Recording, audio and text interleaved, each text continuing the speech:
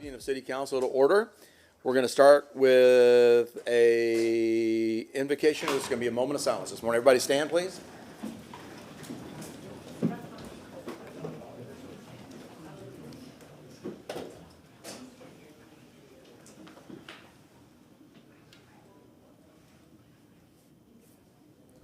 Thank you. And we're going to do the Pledge of Allegiance, and I'm going to like to ask Disha Aburi, a junior from Hillsborough High School, to come to the podium, please, and lead us off in the Pledge of Allegiance.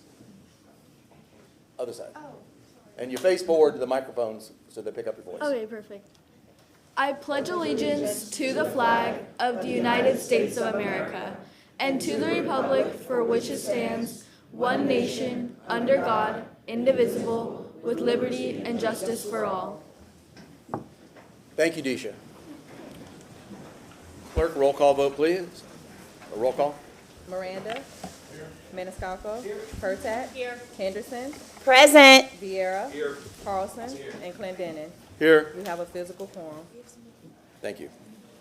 Good Clerk, morning. would you like to introduce the new face sitting next to you? Absolutely. Good morning, Council. This is our new Assistant Deputy City Clerk, Kiwanaki Ramsey. Otherwise known Goes as by Q. Okay. Good morning. Good morning. Good morning, good morning, good morning. Welcome to the team.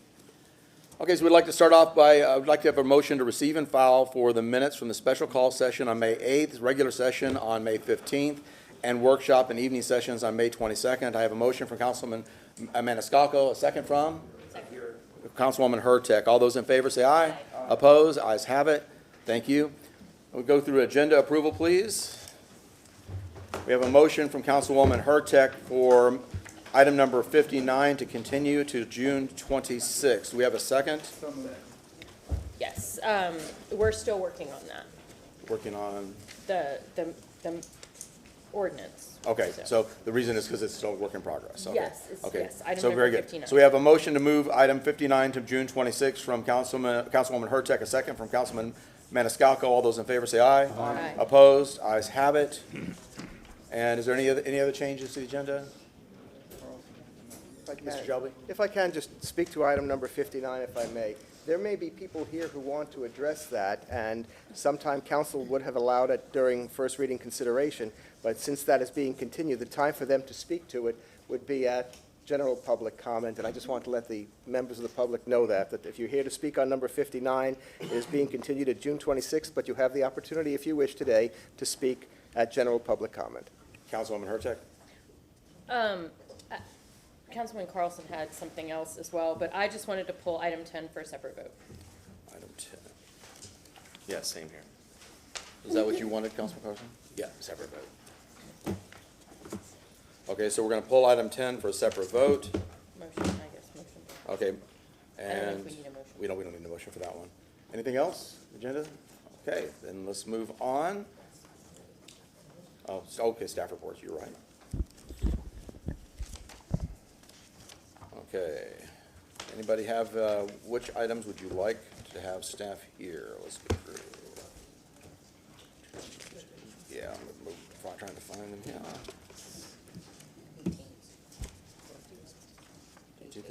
Okay, so I understand from Mr. Bennett, you do not have an administration update, correct? Correct. Okay, very good. Okay, do we need staff for 62? We have a memorandum from Mike Perry. No staff for 62. What? No Yes, staff? Yes, Okay. yes, staff? yes, staff. Yes, staff, okay, yes. They have the PowerPoint. Okay, so yes for 62 and 63. 64? No staff for 64. 65? 66? No staff. 67? No staff. 68? No staff for 68. Oh, what? Go ahead. That was 69.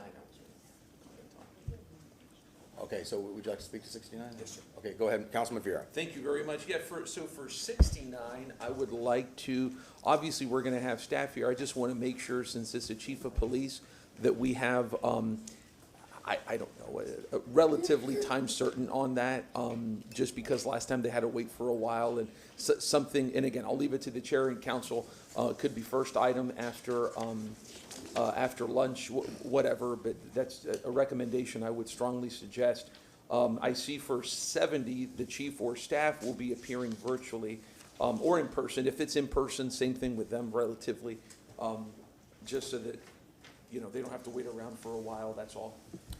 So- Whatever is the pleasure of the chair. Did I hear that you a motion to have item 69 and 70 heard first order of business after lunch? You heard right? If I may, Okay, if I may, Mr. Chairman, would council consider making those the first under staff reports, or do you want to have the 1:30 Have it jumped. afternoon hearings held till after these staff reports? So I would like to have it first, if I may, just because it's easier that way. Councilwoman Hurtak. I don't know that we won't get to that before lunch. Oh, even better. I guess we can, chief is here. I mean, I don't know if that's going into a rabbit hole or whatever. What? But in other words, so long as it's not, we can either have it probably first after, well, then it's gonna mess up the agenda. I mean, we could do it first after public comment, but, I mean, I'd be fine with that. Like Mr. Shelby said, we have two review hearings, Yeah. and those, who knows how long they'll be, and so, and we don't, yeah, I don't know. I would suggest this make a motion and just say after lunch and then Okay. see how it runs. Okay. Yeah, yep. let's So we have a motion from That's- Councilman Viera for items 69 and 70 to be heard after the council's lunch break. We had a second from Councilman Carlson, did I hear? Councilman Carlson. All those in favor say aye. And- Opposed? And if I may, Mr. Chair? Yes, sir. Wanted to make sure that for item 10, I assume that we're gonna allow staff to speak on item number 10. I just wanted a separate vote. Okay, if, That's all I That was wanted. the only motion, was to have it as a separate vote. Yeah. okay, Okay. I don't, well, and we can deal with that later, whenever the Okay. time comes, if they wanna. Okay, item 71, do we need staff? There was a PowerPoint presentation. I think it might be interesting. Yeah, actually, that's all I wanted. Yeah, I mean, so yes. 72, yes. 73, I would like to make a motion to continue this until August 28th.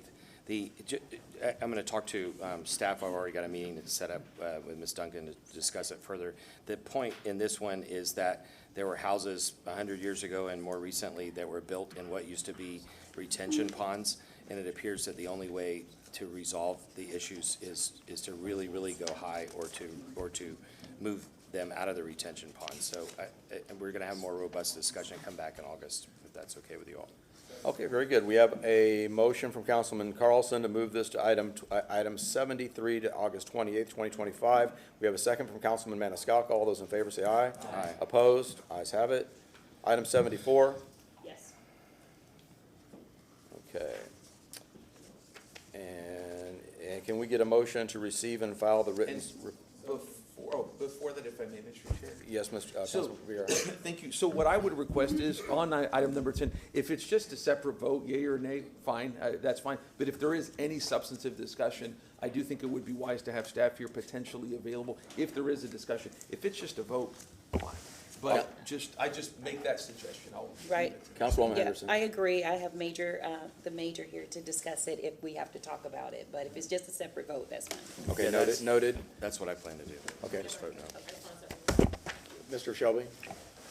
If I can, just raise the issue, counsel. If it's a separate vote, that's very clearly done. If it is a discussion or explaining why you are going to vote, then I guess then you don't want to have staff here, just, I just said that there's someone Yeah. here Yeah. if it needs to be discussed. fine, thank So you. staff be ready to speak to item 10 if needed. Okay, so I'd like a motion to receive and file for the written staff reports. Okay, we have a motion from Councilman Maniscalco, 75 through 81. We have a motion from Councilman Maniscalco, a second from Councilman Miranda. All those in favor say aye. Aye. Opposed? Ayes have it. We have a motion from Councilman Maniscalco to approve the agenda and the addendum, and a second from Councilwoman Henderson. All those in favor say aye. Aye. Opposed? Ayes have it. Okay, very good. So now we go to ceremonial. Yay. Okay. We're going to start off with the Police Officer of the Month, Councilman Vieira. Thank you very much, Mr. Chair.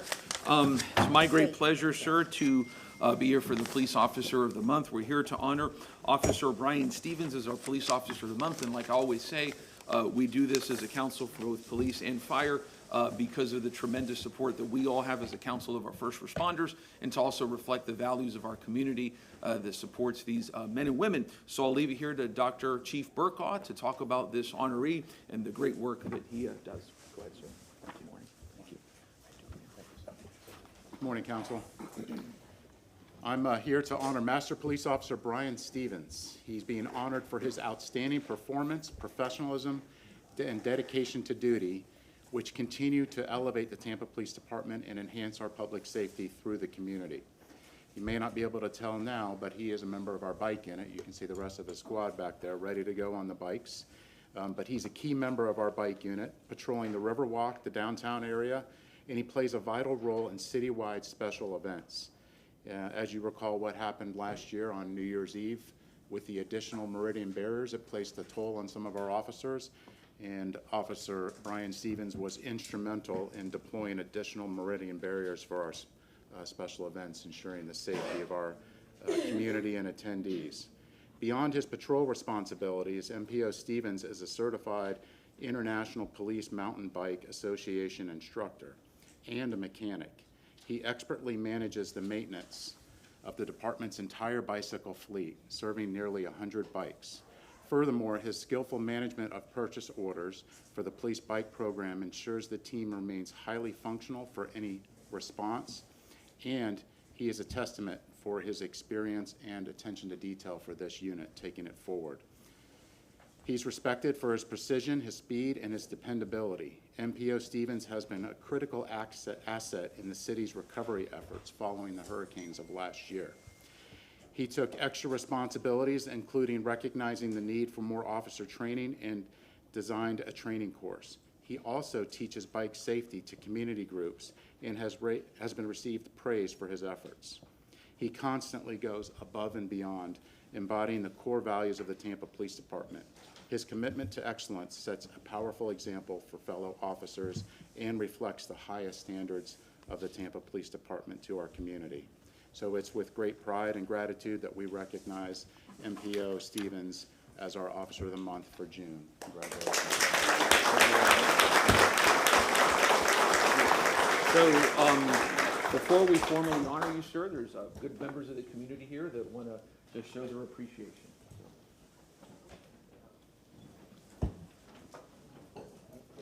On behalf of the PBA, we'd like to thank you for your dedication to the citizens and to the department. And then also on behalf of Busch Gardens, I'm representing them today. They'd like to offer you tickets to enjoy a day at the park for your dedication. Thank you. Thank you. Thank you.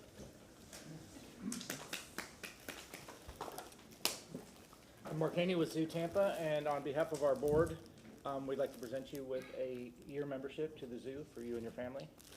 We've got a red wolf here, which is an endangered species that went extinct in the wild, but we're actually breeding wolves now and repopulating them in the wild.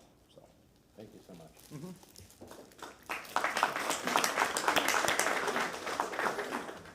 On behalf of the Ellison Companies and the Ellison family, we'd like to present you with dinner at Hotel Hyatt in Ybor City. Thank you. Thank you very much for your service, and we really appreciate it. Our gratitude is endless. Thank you so much. Good morning, Council. Good morning, Chief. Brian Ford with the Tampa Bay Buccaneers, and we have a little tradition at $1. Anybody that goes over and above, and hearing your story, you fall in that category, gets a game ball. So I got your own personalized game ball. But I'd like to thank you on behalf of the Glazer family, our entire organization, for what you and your family do for our community. Thank you so very much. Appreciate that. Hey, Brian Ford. Good morning, Council. Mike MacArthur, Steps Towing Service. Congratulations on a job well done. We appreciate everything you do for our community. So on behalf of Todd Stepp and Steps Towing, we'd like to present you with a gift card for dinner for you and your wife. Go out and enjoy some time off. Thank you for everything you do. Thank you so much.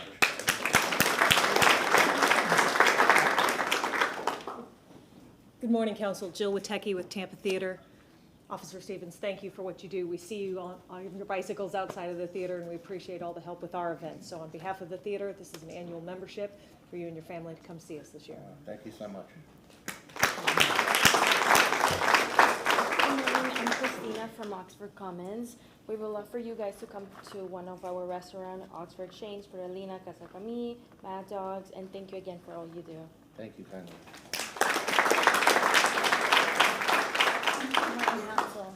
Good morning. Congratulations, Officer Stevens. Thank My you name so is much. Lori Osborne, and I'm with the Florida Orchestra. And on behalf of the Florida Orchestra, we thank you so much for your safety and attention to detail. I use Bayshore Boulevard, and I see you guys out there all the time, so I really appreciate that. On behalf of us, please accept tickets to an upcoming show in the new season for you and your family. All right. And thanks again. Thank you so much. Hi, good morning, Officer. I'm Mary Dillon, represent Stratus Center for the Performing Arts. Thank you so much for your service. Please accept tickets to the next season of our upcoming Broadway shows for you and a guest, and I appreciate all your work. Thank you very kindly. much. Thank you. Good morning, Council. Leo Gary from Bill Curry Ford. Brian, congratulations. Thank you so I've known you much. for a while. Yes. I want to say thank you so much for everything that you do. I want to thank all the officers in here, because without you guys, this place is not a safe place. I respect each and every one of you every single day that puts that uniform on, that makes a sacrifice for all of us in this room. So I totally appreciate every one of you. Yep. On behalf of Bill Curry Ford, here's a handwritten letter from Jennifer Curry herself with a gift card in there, then a free full maintenance on your personal vehicle, and then here's some goodies as well. Not the police do. Don't bring that up.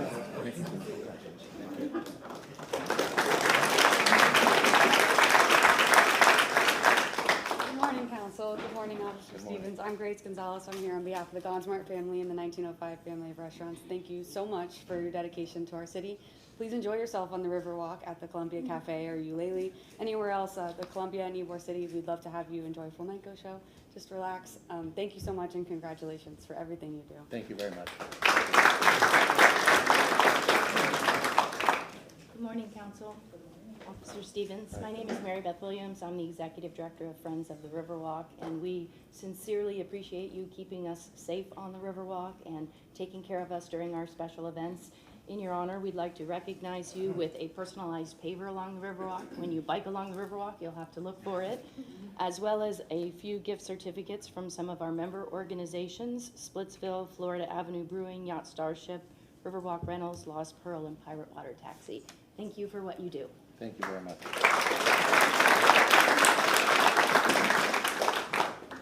Gotten heavy yet? Yeah. Got enough stuff? You want some more? It's a good day. It's a good day. Should I give this to the chief or give it to your wife or Steve Michelini, I'm here on behalf of a couple different folks. You get a choice. I'm going to hand it to you, and then you can decide where it goes. Okay. There you go. There's a little special invocation here for you and your family. On behalf of Jackson's Bistro on Harbor Island, we're going to provide you with a gift certificate for $100. On behalf of the Chicho Restaurant Group, we're providing you with a gift certificate, your choice of their restaurants, breakfast, lunch, or dinner. On behalf of Meat Market and Old Hyde Park, we're providing you with a gift certificate, lunch or dinner. And on behalf of the Yummy House China Bistro, your choice, lunch or dinner. Take these letters with you, so there's no question that my name and number's on there in case you have a problem. Thank you very much. Congratulations. And I can tell you that the bicycle patrols are very effective.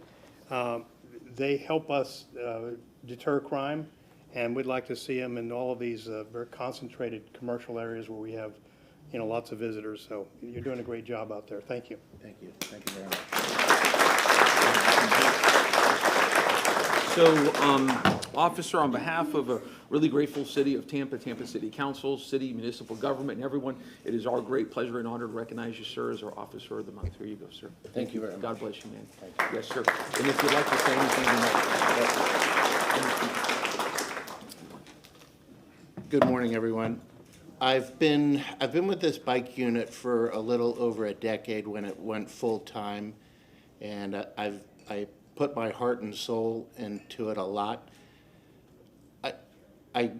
Everything that I've heard is a little overwhelming, but the partnerships that have been created through this unit extend throughout the city, the adjoining counties, throughout the state, and even out of this state. We have excellent leadership, and we really did set the gold star with how a bike unit should be run and operated. We've had so many other agencies come to us for information. So thank you very much for all of your support. Appreciate it.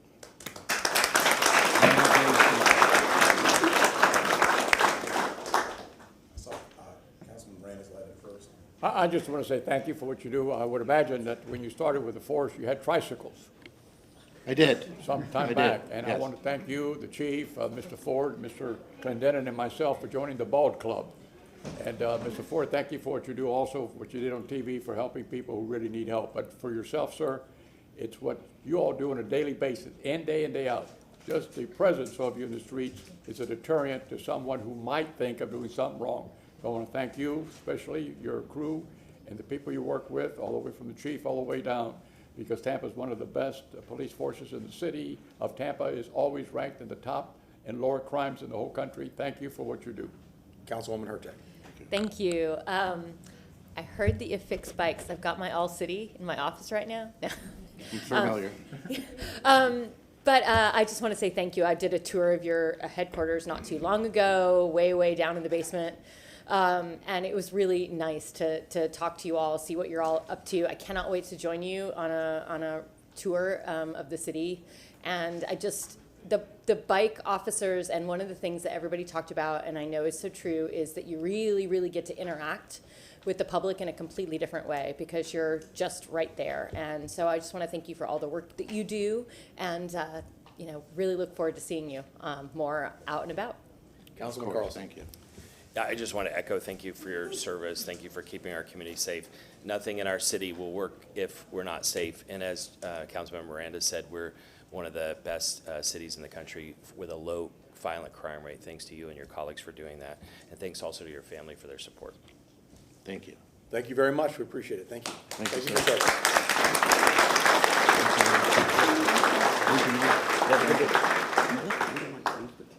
That's a big compliment. My neighbor, yes, that's awesome. Good for you. I mean that. Thank you. We'll wait. Yeah, you wanna- Councilman Vieira? Yes, sir. Would you like to Okay, kick go off ahead and first? proceed, sir. Yep, go ahead. Okay, we're here now with our firefighter of the quarter, and Chief Tripp is here to honor our honoree, Lieutenant Joshua Wimberly, who's here. And again, just like this, we do this to reflect our support as a council, all of us, for public safety as well as the values of the community that we serve. So, Chief, if you'd like to come forward, your name. Good to see you.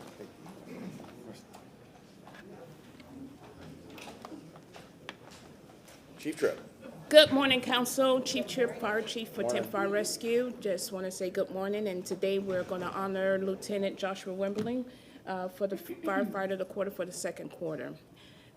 Joshua has been with the city of Tampa now 17 years. He's also an acting captain as well as a paramedic, a driver engineer, as part of the hazardous material team as well. So he has dedicated these years to Tampa Fire Rescue, but on a particular day, he went above and beyond his scope and as well as his training. So on January 24th to 2025, around 8 p.m., Lieutenant Wimberly was off duty and driving home when he came across a serious accident on the Howard Franklin Bridge. He saw a man lying in the middle of the road and a woman waving her arm, trying to get help. No other cars were stopping, so Lieutenant decided to have the courage, risk his life, and stop. He pulled over right away. He quickly realized the unconscious man on the roadway that had been hit by a car while changing a tire, resulting in the amputation of his right leg. The car that hit him drove off without hesitation. Lieutenant Wimberly pulled the man out of the road, risking his own life with cars speeding by him. He used his belt as a tourniquet to stop the bleeding and stayed with the man until help came from St. Pete Fire Rescue. Even after they got there, he continued to assist with the treatment and care of this individual. While the man sadly did not survive, Lieutenant Wimberly's action that night was made remarkable display of courage and selflessness. He put his own safety aside to help a stranger in need. For this action that night, his continued dedication to the department and the city of Tampa, Lieutenant Wimberly was nominated as Firefighter of the Quarter. His bravery, quick thinking, and selflessness are a true reflection of what it means to be a firefighter and represent the core value we uphold at Tampa Fire Rescue. Congratulations, Lieutenant.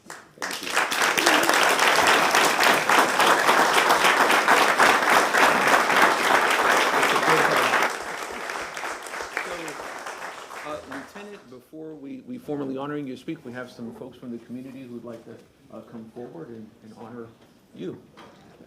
Oh.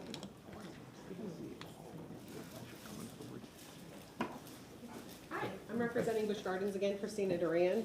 Thank you for all your service, and on behalf of Busch Gardens, they have some tickets for you to enjoy with your family in the park for the day. Thank you. Congratulations. Thank you. Thank you.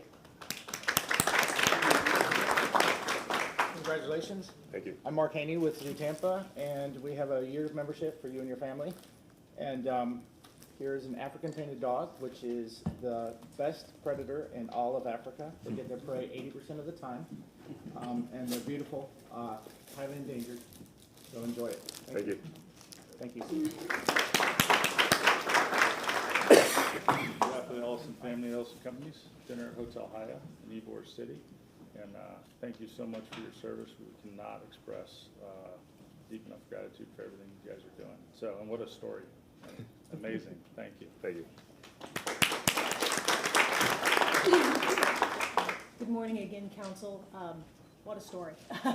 We should all be so lucky in our hour of need to have a guardian angel like you driving by. So on behalf of Tampa Theater, we'd like to invite both of you for a year-long membership to come see us for all of our films, shows, and everything else going on. Thank you so much. Thank you. Morning, Chief.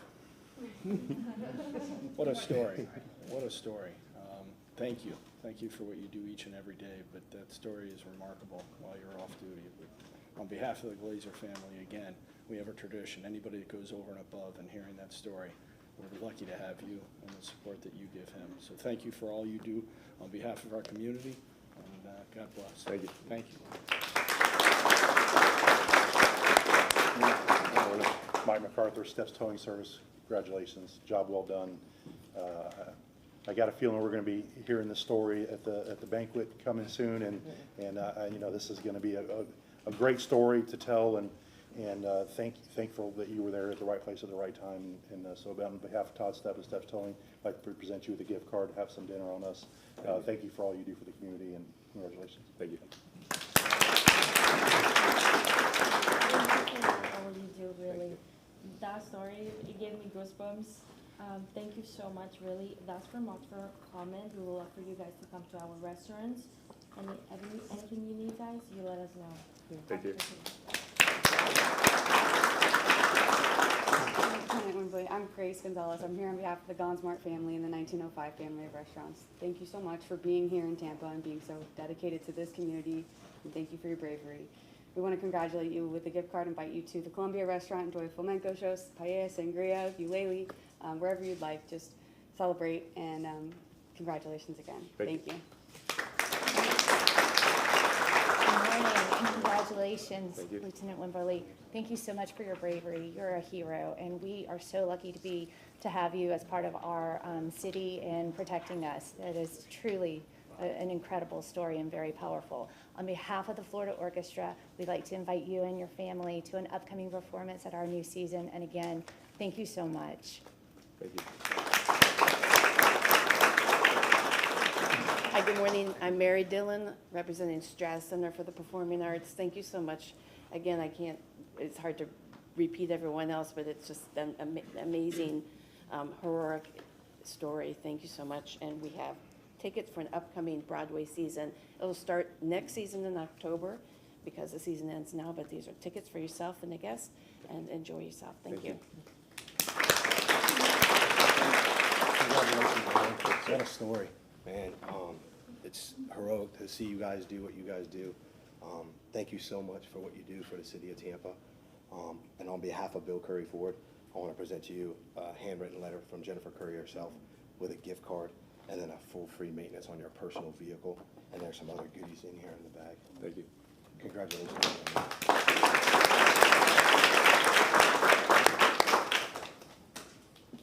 Good morning. My name is Mary Beth Williams. I'm Executive Director of Friends of the Riverwalk. I'd like to thank you for your bravery and your service to our community. To honor your sacrifice, we would like to give you a personalized paver along the Tampa Riverwalk. We hope that you will enjoy that for years to come. And several of our corporate members have graciously given various gift certificates for you. Included in those are Jotoro, Florida Avenue Brewing, Yacht Starship, Riverwalk Rentals, Lost Pearl, and Pirate Water Taxi. Additionally, we'll be hosting a giant boat parade for the 4th of July where we are honoring our military and first responders, so that we hope that all of you will come out and enjoy. You need to get back to me on that. So thank you so much for your service.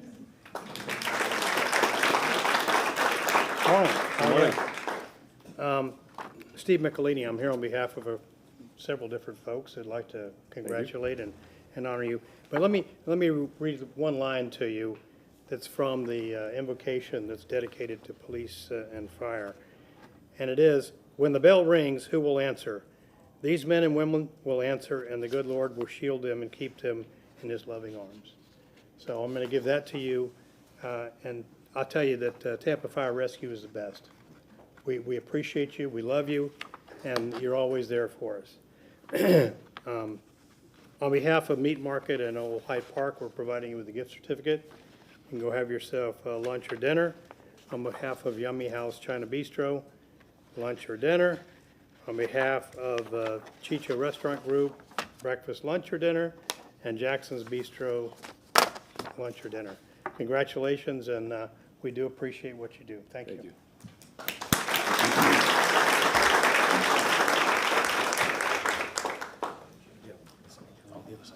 Other side. Yeah, get your good stuff. Yeah, exactly. My name is Steve White. I am the co-chair of the Awards Review Committee. And I just want to say that it was an easy decision for us this time. He's such a great guy, but after all the great accolades, the one thing I want to say about him, is what I truly love about him, all these things are wonderful, what he does for the job, but he's a man of faith, and he walks and lives his faith every day, and I'm more impressed with that about him than anything else he could do here for this job. He exudes it in everything he does and how he treats others, and that's much more important in the long run, and so I just really appreciate that about him.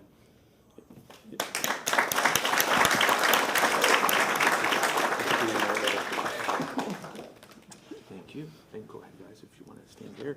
So on behalf of a grateful city of Tampa, it's our real pleasure to honor you. You talk about faith, and I think it's from Proverbs, unless the Lord builds this house, those who build it labor in vain, and y'all obviously have a good house of strength and of courage on the job. So thank you. God bless you. Thank you. Thank you. Bless you. Thank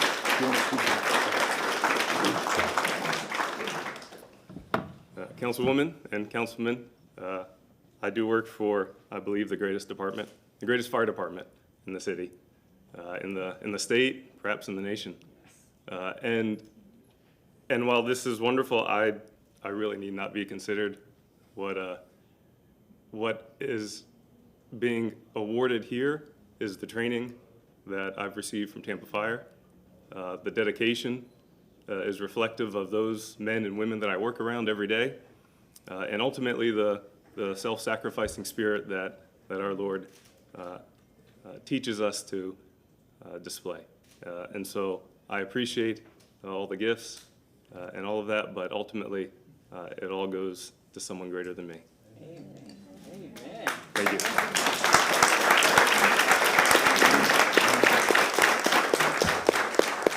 Well, on behalf of a grateful city, we are very blessed to have incredible first responders for our fire and our police department.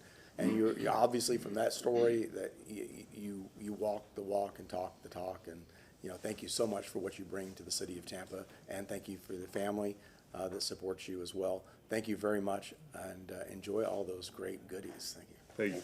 Oh, Councilwoman Henderson. You can introduce her. This is my beautiful wife, Megan, who supports me every day. Hi, Megan.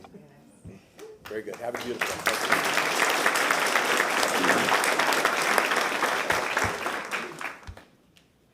Okay, so we are going to let the fire and police move on their way. And in the meantime, I'd like to bring Brian Ford back up to the podium, because we noticed that when Brian came up, I think he's trying to look as dashing as Councilman Miranda with his stylish new haircut, but I think there's a story behind it.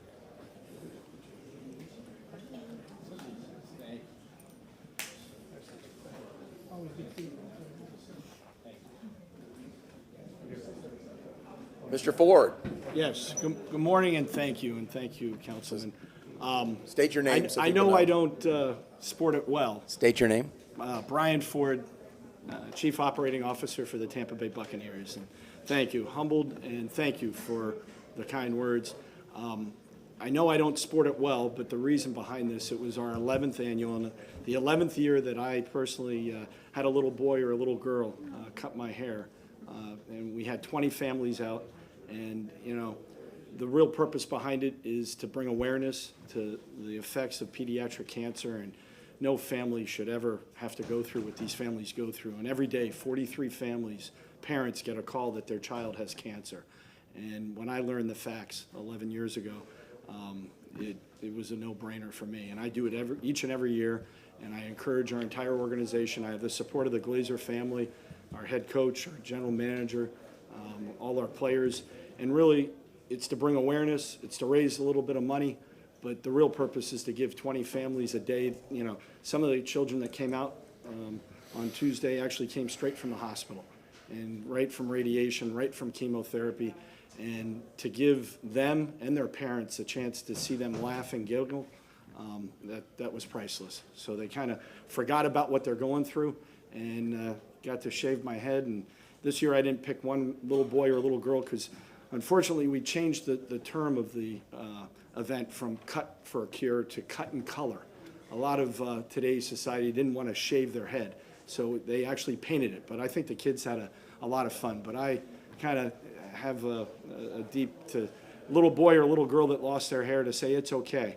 And, you know, it's cool to be like this. I don't look good, but you do. And so thank you very much for giving me the opportunity to explain it, and thanks for all that you do each and every day. No, I really appreciate it. I had heard that story, and I found it to be very inspirational. And, you know, my office, my legislative aide, has experienced similar, you know, with his family. And so it'd be able to have, you know, that type of commitment and bring attention to the issue that so many families struggle with. Councilman Carlson, do you like to speak? Yeah, the name of the organization, National Pediatric.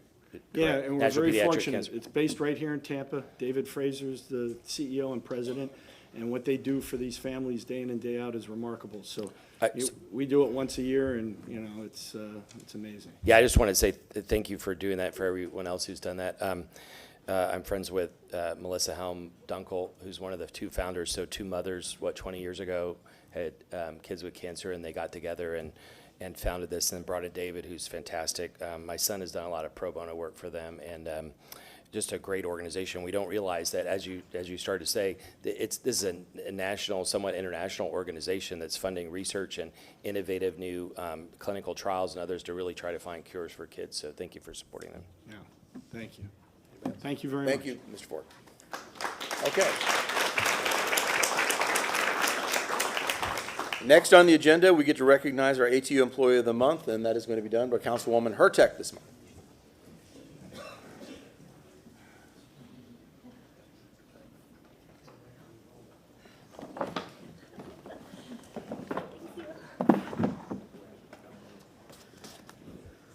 Okay, we are here today to honor our ATU Employee of the Month, and I'm going to let Mr. Simon start off.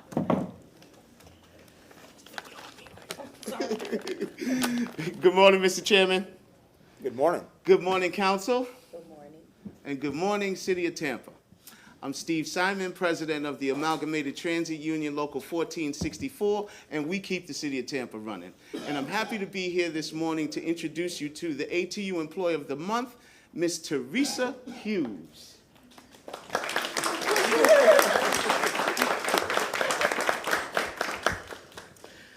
We would like to recognize Teresa Hughes for her exceptional contributions brought to the team and organization. Teresa's dedication, hard work, and innovative spirit has not gone unnoticed. Dating back to her first week with water engineering, Teresa has always striven for excellency by giving 110%. She consistently has gone above and beyond in any role she takes on. Teresa has volunteered for the department's safety committee as the Hannah Move champion and the subject matter expert for the Tampa Connect project implementation. Teresa's commitment to delivering the best at all times is seen through her consistent, exemplary customer service experience, provided with numerous recognitions by the public, water department leadership, and the mayor's office. We thank Teresa for her unwavering commitment and embodying our core values. We are thankful to have her as part of our team and look forward to seeing her continuous growth and success.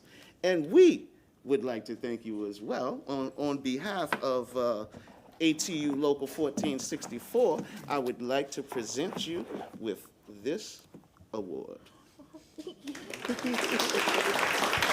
Congratulations. And if I may, I have a letter from the mayor. I would like to read a portion of that. Is that okay? Little photo. Yes? Yes. Okay. Dear Teresa, congratulations on being selected as the Amalgamated Transit Union's ATU Employee of the Month for your professionalism, strong work ethics, and for going above and beyond in all aspects of your role as a utilities permitting technician. You demonstrate a firm commitment to the water department and to the city, and you set a shining example for others to follow. It is employees like you, Teresa, that make me proud to serve as mayor. Thank you for your dedication and service. Sincerely, Mayor James.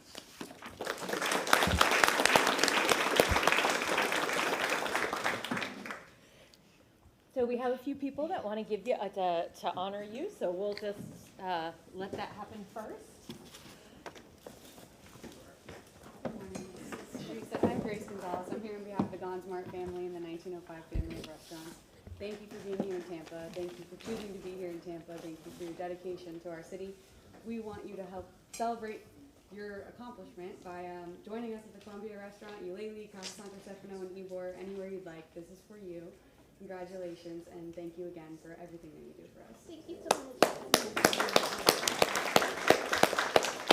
Good morning, Mr. Simon. Good morning. And your fellow coworkers, thank you all as well.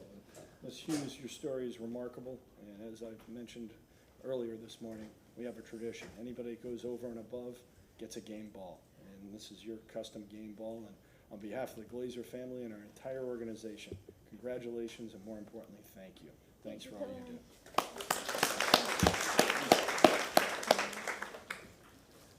Hi, I'm Mark Haney with Zoo Tampa, and here we have a fun day at the zoo. So you have 6 passes, and we want you to come and enjoy a fun day at the zoo. We've got a white rhino here. Interesting fact about rhinos, a group of rhinos is called a crash because they have poor eyesight and they crash into each other.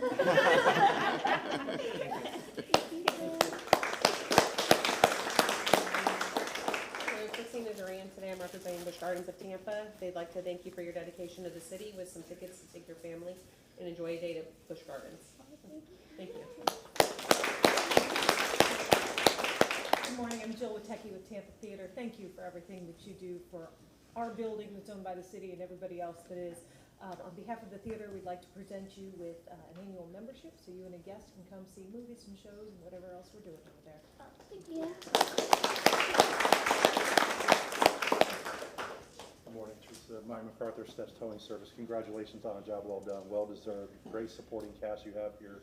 Thank you for all you do for our city. And on behalf of Todd Steps Towing Service, enjoy some dinner on us. Take some time off, you deserve it. Thank you. Congratulations on winning the Prestige Award. On behalf of Bill Crayford, we want to say thank you so much for everything that you do for the city of Tampa. I want to present to you a handwritten letter from Jennifer Curry herself with a gift card as well, and then full free maintenance on your personal vehicle. And then there's also some goodies in there for you as well. Thank you. All right? You enjoy the rest of your day. Thank you. My name's Lori Osborne, and I'm with the Florida Orchestra, and congratulations on your achievement. I can tell you're a great team member. Look at all the people behind you. That's so great to see. On behalf of the Florida Orchestra, we'd love to invite you and your friends or family to an upcoming performance for our new season. And again, congratulations. Thank you so much for your service. How you doing? How are you? I'm doing well. I'm doing well. Thank you all. You know, I think that I was one of the first people to call on you on your first week on the job. Yeah. Remember that? I remember. And it was a great experience. Let me tell you, Teresa's wonderful. But I want to share something with you that one of my clients called on Teresa recently, and she wrote this letter to Chuck Weber.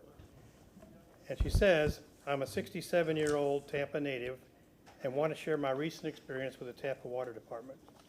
I'm embarking on restoring an old building, 100 years old, which had utilities that were questionable at best. The original plans were submitted for the foundation and were approved. And then I learned the utility application needed to be submitted for review and approval, which was a big surprise to her. I would not have been able to complete that utility application without the patience and guidance of 2 exceptional staff members of your department. You remember this? Yes, I remember her. Teresa and Sam Shiver, both of whom were so helpful to me as I navigated the website and learned about how to process the application. Completing it was a challenge, but Teresa was wonderful. It is difficult to express in words how much I appreciate, and I am to Teresa, for all of her work. Both of them were patient with me, and they explained the utility application process, so I got through it and was successful in obtaining my permit. I want to take the time to express my gratitude for Teresa and Sam for their assistance. How about that? That was amazing. I still remember her. There's a little invocation here to protect you while you were in the diligence of your duties. We have provided you with a gift certificate for Chicho Restaurant Group. You can enjoy yourself over there. and Jackson's Bistro on Harbor Island, One of my favorite places. Meat Market in Old Hyde Park. How's that? That's good. That's good? Really? I've got it. And Yummy House over on Del Mabry, and here's your gift certificates. Take your letters with you, and I can tell you that Teresa is consistently assisting people all the time and has the patience of Job, because the process is not easy to navigate, and she spends the time to help you get through it. So I talked to Margot last night, and I told her you were being honored, and she said she's going to send you a personal note as well. But congratulations and thank you so much. Thank you.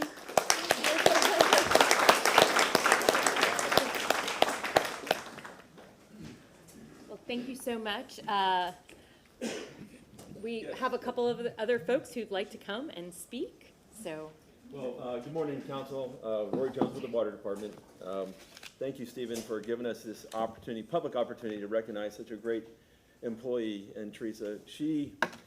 Obviously, you've heard, she's been recognized by developers, owners, letters to the mayor, letters to you guys, council. She is a standout employee in every sense. But she's more than just a utility permit technician. You represent an example of what public servant can and should be. We're lucky to work with you. We're lucky to have you as a coworker. You deserve everything you're getting today, and thank you so much.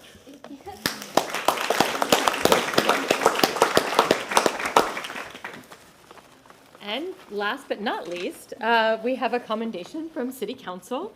So you have been selected by your peers and supervisors for this honor. Your dedication, hard work, and innovative spirit have contributed to the Water Department in the City of Tampa. Tampa City Council recognizes you for your exemplary service and thanks you for your commitment to your job, department, and the citizens of Tampa. Thank you so much. Thank you. I will get a nice picture of that. An interesting fact too, she holds a Class A, the highest licensure requirement for water treatment. So she was an operator at our David L. Tippin Water Treatment Facility. So is there anything that you, yeah, this is your chance to. Thank you so much. I'm not really good with words, and thank you, and this means the world to me, so thank you so much. This means a lot.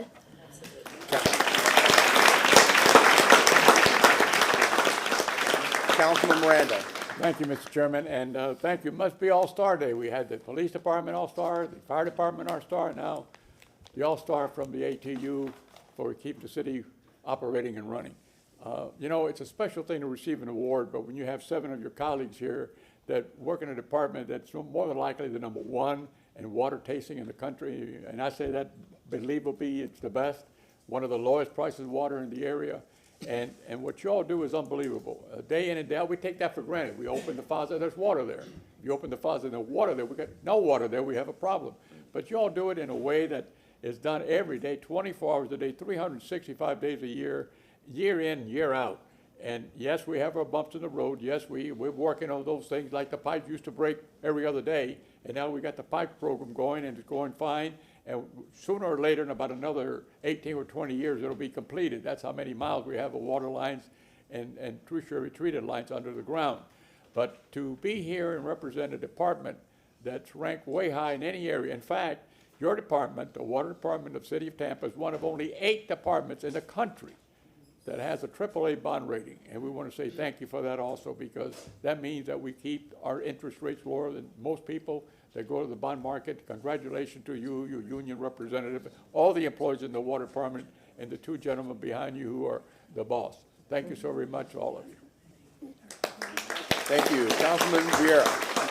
Yes, and just really short, just congratulations, and you have so many wonderful people here in support of you, and you're obviously, you're happy because you're being honored, but you're being honored because you obviously do a great job, and you really seem like a very sincere, hardworking person who, thank God, is appreciated. So just congratulations on your special day. I mean that. Thank you. Thank you. Councilman Carlson. Yeah, I just wanted to say thank you as well, and I appreciate your emotion and empathy for customers of the city. You know, one of the most important things we can do is show that empathy and show the customers that we care and we work with them. And not surprisingly, because we just had somebody from the water department a couple weeks ago. I get a lot of compliments on staff at the water department. So thanks to all of you, and thanks to Rory for your leadership, and whatever you all doing, we need to make sure we do more of it. Thank you. Thank you. You know, more than getting a lot of compliments, I don't think we ever get any complaints about the water department. It's great, you know, and people like to complain about just about everything, and we never get I mean, I think that says a lot. I mean, no, thank you, and I drink Tampa Tap, so it's the best water in town. Councilman Hurtak, you want to say something? I think this is a good point to make, to say that it's never too much to write a note of thank you. So I think that it really, really goes a long way, and it's so easy to do. So I just want to thank those that helped start this off, and congratulations for everything that you've done. Thank you very much.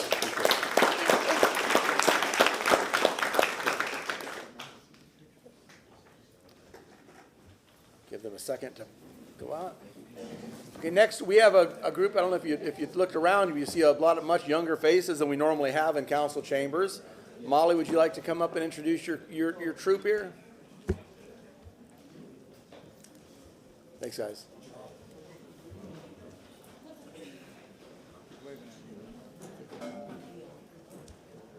Thank you, Brian. Thank you very much. Good morning, Chairman and City Council. Good morning. I'm Molly Biebel. I am the coordinator of the Mayor's Youth Corps, and I'm very happy to have about 2/3 of the class with me today. We'll bring the other third to an evening meeting. Come on back here. And so I'll have them come up and introduce themselves, where they go to their names, where they go to school, what grade they're in. Thanks again for having us. Thank you. Good morning. My name is Disha Buri. I'm part of the Mayor's Youth Leadership Council, and I'm a rising junior at Hillsborough High School. Thank you. Go Terriers. Good morning, Council. My name is Sydney Erickson. I'm a rising junior at Plant High School. Thank you. Speak loud and proud when you talk to the mic. Good morning, Council. My name is Grayson Allen. I'm a junior at Plant High School. Thank Go you. Panthers. Good morning. My name is Maxwell Kaskaner, and I'm a rising sophomore at Berkeley Preparatory School. Good morning. I'm Larkin Lane, and I'm a rising junior, and I go to Tampa Prep. Good morning, Council. I'm Blaylan Blaylock. I'm a rising sophomore, and I go to Robinson High School. Good morning. My name is Sophie Lay, and I'm a rising senior at Robinson High School. Good morning, Council. My name is Samantha Potes, and I'm a rising junior at Jefferson High School. Go Dragons, Charlie. Go Dragons. Good morning. I'm Stella McGee, and I'm a rising junior at Tampa Prep. Yay for everybody else. Good morning. My name is Allie Prater, and I'm a rising junior at Plant High School. Good morning, Council. I'm Dalen Cartwright, and I'm a rising junior at Jesuit High School. Good morning, Council. I'm a rising senior at Brooks Sobrado Collegiate High School. Good morning, Council. I'm a rising senior at Brooks de Bartolo Collegiate High School as well. My name's Abigail Montalvo. Nice to meet you, Council. I'm a rising senior. I go to Jefferson High School. Go. Hi, Mom. Love you. Good morning. I'm Sophie Barkin, and I'm a rising sophomore at Tampa Prep. Good morning, Council. My name is Krisha Chandran, and I'm a junior at Middleton High School. Good morning, Council. My name is John Jones, and I go to Armwood High School. Good morning, Council. My name is Tobias Payne, and I'm actually homeschooled, so you don't get to cheer for anybody. Good morning. My name is Ryan Pavliga. I'm a rising junior at Plant High School. Good morning. My name is Kate Alexandra, and I'm a rising junior at Hillsborough High School. Good morning, Council. My name is Grant Henderson, and I am a rising junior at Jesuit High School. Good morning, Council. My name is Hunter Allen, and I'm a rising junior at the Academy of the Holy Names. Good morning, Council. My name is Austin Allen, and I'm a rising senior at Jesuit High School. Good morning, Council. I'm Presley Fry, and I'm a rising junior at Academy of the Holy Names. Good morning, Council. My name is Hugh Kung, and I am a rising junior at Jefferson High School. Go Dragons. Good morning, Council. I'm Charlie Carlo, and I'm a rising senior at Plant High School.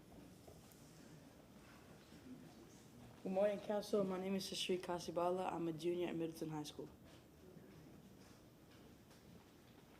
Good morning, Council. My name is Jacob Wan. I'm a rising junior at Middleton High School. Good morning, Council. I'm Jordy Hyman Woodward, and I'm a rising senior at Blake High School. All right, Yellow Jacket. Well, thank Councilwoman Henderson. Yes, you know what? Congratulations. I am so excited to see you all this morning. And I can really say, I can clearly see the diversity from public, private, and charter schools. I used to have a complaint about that with the Mayor's Youth Corps, that it wasn't diverse enough. And, you know, diversity has always been challenged. But it is clear that you all are a group of diverse students representing so many different layers of our community. And I just really enjoyed seeing you all this morning.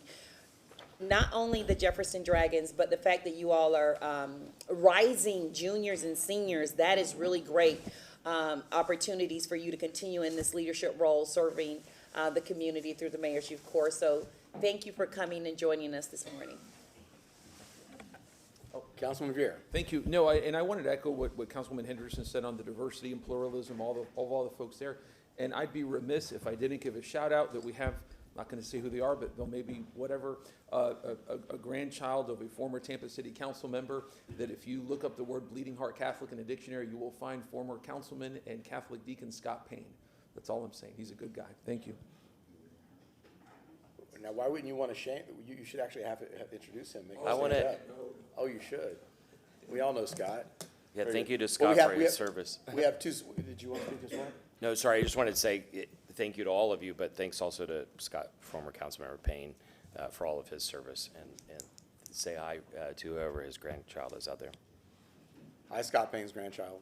Do you want to call yourself out? Hi. Very good. Very good. So there you go. Very good. We have two school teachers, one to my right and one to my left. So if you can't tell, they're the school teachers. But it's nice to have the student involvement at your age to be able to be involved in an organization like this and be see what it's like to contribute to your community. Hopefully you'll take what you've learned in the Mayor's Youth Corps and bring it forth in the rest of your life, so that one day you'll be serving in either this type of a role or other type of leadership roles in the city of Tampa. So thank you all for being here today. We really appreciate it. Councilwoman Hurtak. Just to echo that, leadership comes in many, many different ways. And so leadership is not just being up here. Leadership is leading in your community, joining your neighborhood association, joining different groups that you're passionate about and helping lead. So it could be something environmental. It could be a sport that you really love. Leadership is everywhere. It is not just necessarily here. But it can lead to bigger things. It can lead to places like this. Most of us started in a leadership position in something completely different. So I congratulate you on being where you are right now, learning those leadership skills, and wherever you go and whatever you do, this will absolutely serve you. So congratulations. Can I just say one more thing? Councilman Carson. Yeah, sorry. Besides saying hi, I also want to say we need all of you to come back. We need you to, if you go away somewhere to school, please come back. We need all the great leaders we can get, and you all have been through a training program. You're meeting people that will guide your future, but we need you to come back and try to shape Tampa in the direction that you all want to shape. And I think all of us here succeeded to whatever success we've had because other people gave us a hand up along the way. And if you happen to go away, or even if you stay here, please let us know if you need something to try to stay here in the future. My son graduated from FSU a year ago, and I finally made a move back a few months ago. And he said, well, how am I going to get a job in Tampa? And I said, why don't you start with your Cub Scout leaders? And if you just think about the people around you, you met a lot of people through this program, but there are people that you interface with on a day-to-day basis as a kid that many times are very successful in the community. He got 2 jobs just by talking to his Cub Scout dads. And so you never know who might be able to help in the future. There are great opportunities here. If you go to school outside, they won't have jobs in Tampa in their career database. You'll have to come back here, but we're all willing to help you because we need you to be leaders here. Thank you. Thank you. Very good. Thanks. We're going to move on to our public comment portion of our meeting. Mr. Shelby. Yes, thank you, Mr. Chairman. Good morning, members of City Council, members of the public. Martin Shelby, City Council attorney. Very briefly, the rules of decorum for today's meeting. Members of the public are allowed a reasonable opportunity at the beginning of today's meeting to address any item on the agenda before City Council takes official action on an item. A 3-minute time limit applies to all speakers providing public comment. Now, if you wish to speak during general public comment, you've had the opportunity to fill out a speaker card and placing it in the box outside the chambers, 1 card per speaker. Each person submitting a card will be recognized by name to approach and speak. Please print legibly. Names that cannot be read will not be called. Now, if there is something that is labeled a public hearing on the agenda, you will have the opportunity to speak when that item is called up on the agenda. You don't fill out a card for that. You use the sign-in sheet instead, and if you need assistance, please see the city staff. Speakers and members of the public are also reminded that they are to refrain from disruptive behavior, including making vulgar or threatening remarks, or making or causing disruptive noises or sounds, or displaying signs or graphics. Speakers are also reminded to refrain from launching personal attacks against any city official, staff member, or any other member of the public. Now, the chair will rule out of order any person who speaks without being recognized or attempts to address the city council from outside the speaker area at the podium. Persons failing to comply with the council's rules may also be ruled out of order and, at the discretion of the chair, may be removed from the chambers for the remainder of today's meeting. Now, finally, council members should refrain from engaging a speaker during general public comment, and the public should be aware that City Council does not take questions or have a dialogue during general public comment. This is your opportunity to express your position. Now, if you also wish to speak on staff reports, the time to do that is during general public comment. Thank you. Thank you, Mr. Shelby. So our first our speaker that signed up is Michelle Mastro-Totaro. Michelle, are you here? There you are. Good morning, everyone. My name is Michelle Mastro-Totaro. I'm here just to, in general, talk about the stuff that has not been done. Hurricane season approached again, and this has been a fight since 2020 about the flooding in my area. Now everybody else is starting to flood. The more concrete that's getting built, the more the water can't go nowhere but elsewhere. I have been fighting, trying to educate people, but now they're all mad. They should have been active then when I kept saying we need more people to step up. But where my heart is we pay 2 taxes for South Tampa for stormwater, and I've not seen 1 truck in my area. My roads are collapsing, the ponds or the whole structures are cracked, and there's nothing being done. And I think 3 years of me trying to get help and then losing everything with Hurricane Helene was enough to say, you know, there is a problem. I heard recently that we only have 1 spider truck, and that spider truck was broke for a couple of months, and that was detrimental to that time frame because now it just got fixed, and now people are racing to fix things now. I'm worried about a lot of things, and I think that we should have more than 1 spider truck. I think we should have more than 1 camera truck. And I think that we really gotta understand now the director of mobility stepped down and he told everybody he never had a business plan. So where was all that money going? Where was it allocated to? Was not in our area at all, south of Gandy. And I'm worried that all this overbuilding is gonna destroy everybody, not just my area. And I really hope people can really help with this and understand that this is very severe. And needless to say, this is off the record, but I'm going through a lot in my own personal life. My son was just diagnosed with Hodgkin's lymphoma, and as soon as I leave here now, I gotta go to a hospital, and he's gotta get surgery, and I don't know when I'm coming home because he starts chemo on Friday. So I don't want to be worrying about my home, and I don't want to be worrying that my son can't go home to a safe home. And I just wish you guys can all understand that if you can help in any which way, I greatly appreciate you all. Thank you. Thank you, Michelle. Thank you. Our next speaker is Emily Beal.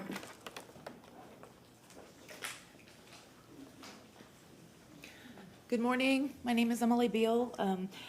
I would like to speak to you today. This is regarding the second reading on ordinance number 47 for the honorary naming of a park after Lisa Marie Chesser. I'd just like to again kind of remind you why that she is deserving of this honor. Lisa was a resident of Tampa since 1972 and a graduate of Robinson High School. She made her home in South Tampa and raised her family as a single mother. In addition to starting her own business, she worked as a general contractor and worked as a concrete technician for both the Department of Transportation and Jacobs Civil Engineering. She worked on several Tampa-based projects. Her last project before her death was the expansion at the Tampa International Airport. She was and remains very connected to the city.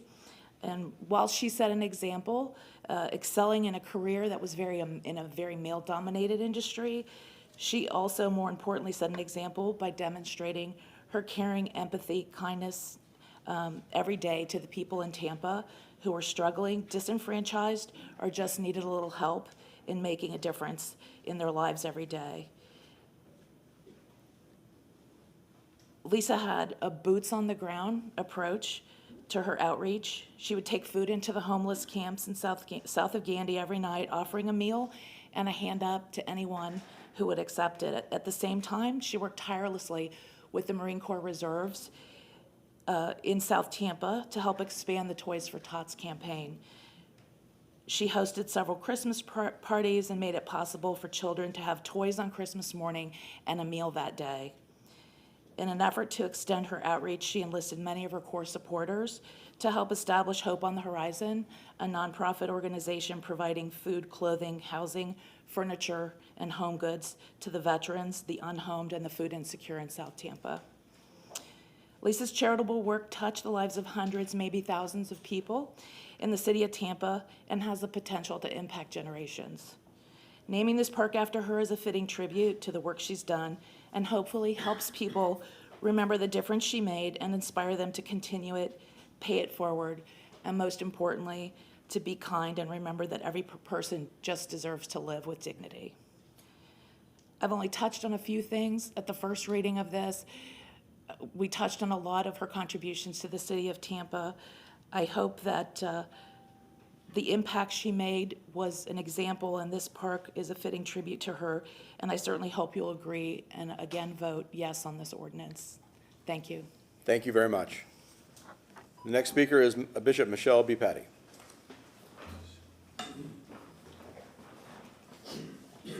Good morning, Council. My name is Bishop Michelle B. Patty. I'd first like to congratulate all the recipients this morning, and especially the Mayor's Youth Council. I'm here on behalf of the Shoot Spotter. It has served as a deterrent because it's unfortunate that in parts of our community, they have the no snitch rule. So when a crime has taken place, people won't tell what has happened. But I have not received calls in the last year from people that has had a loved one murdered, a loved one shot at, or something has happened. So that's give credence to the fact that we need to keep this in place. I want to remind the council of a little toddler that was riding in the back seat of a vehicle with her parents on Hillsborough Avenue, and she was caught in the crossfire. And this child, Sunny Bell, was killed. This council should never, ever put a price tag on a life. So I'm asking that we keep this in place because it is a deterrence. People, you don't have these crossfires. I remember we was having people murdered 2 and 3 a day. The shootings had gone to broad daylight. And innocent people just driving, walking, or riding, the bicycles, whatever, was caught up in the crossfire. Now people are able, especially seniors, are able to get out and sit on their porch once again, or ride their bicycle, walk in the neighborhood. So this should not be about politics, but it should be about human lives as to whether we keep this or not. And as I said, people will not tell on their neighbors or their friend. I know people have firsthand knowledge of things that has happened in the community, and they won't come forward. So this way, we're not putting anybody at harm when you have this, because when the shots go off, people, the police department is able to get there quickly. But better than that, it has deterred this type of behavior, and that counts for something. It should count for the lives that are being saved by this. I know it's not popular among some people, but it's the right thing to do. It's about saving lives. And if we could save one life, that should be enough to keep this in place. So when you take deliberation, consideration, think about the lives that would be saved if this is if you keep this in place. Not the rhetoric, not the loud mouths, not the showboats, but every life is a life worth living. So I'm asking you, please, keep this in place. Thank you so much. Thank you. Next speaker is James Adair. Facebook video star James Adair. James Adair, realtor, South of Gandy resident, 25 years. I was out on the golf course and just celebrating that we had reprimed the walls of our house that got flooded out, and we're 8 months in. And then I saw on Facebook that my next door neighbor just posted a picture of my front yard full of water again. So we had this big burst of water, and I said, oh no, not again. I haven't even moved back. I got tile guy, everybody's working right now, and I thought, they're out watching the water come to my house. So I kind of dug in and I started doing some research, and I followed my little pipe across the Gandy Civic Center. That's sort of my orientation. And I followed that pipe to where it went, all the way out to Tyson and West Shore. And did you know that over 1.5 miles of piping, all the commercial and residential, feeds into a canal system? You probably know that. But did you know there's a 24-inch pipe that limits the amount of water out into the bay? So the 60-inch pipe on the other side that West Shore Yacht Club has, which I'm grateful that they did the infrastructure, we don't really have full access to. We only have 24 inches. The pipe leading from my house is 24 by 36. It's clearly an undersized issue. Now, I know we have tons more problems going on, and I think we should look at some tactical urbanism solutions where we can use affordable ways to start attacking some of these things to see what works and what doesn't. Clearly, in some of these meetings, we've learned that we can fix one little thing and the other stuff doesn't get fixed. We have a gravity issue, we have a height issue, I get all that. We need to start thinking about hydraulic pressure, we need to start thinking about forcing this water out.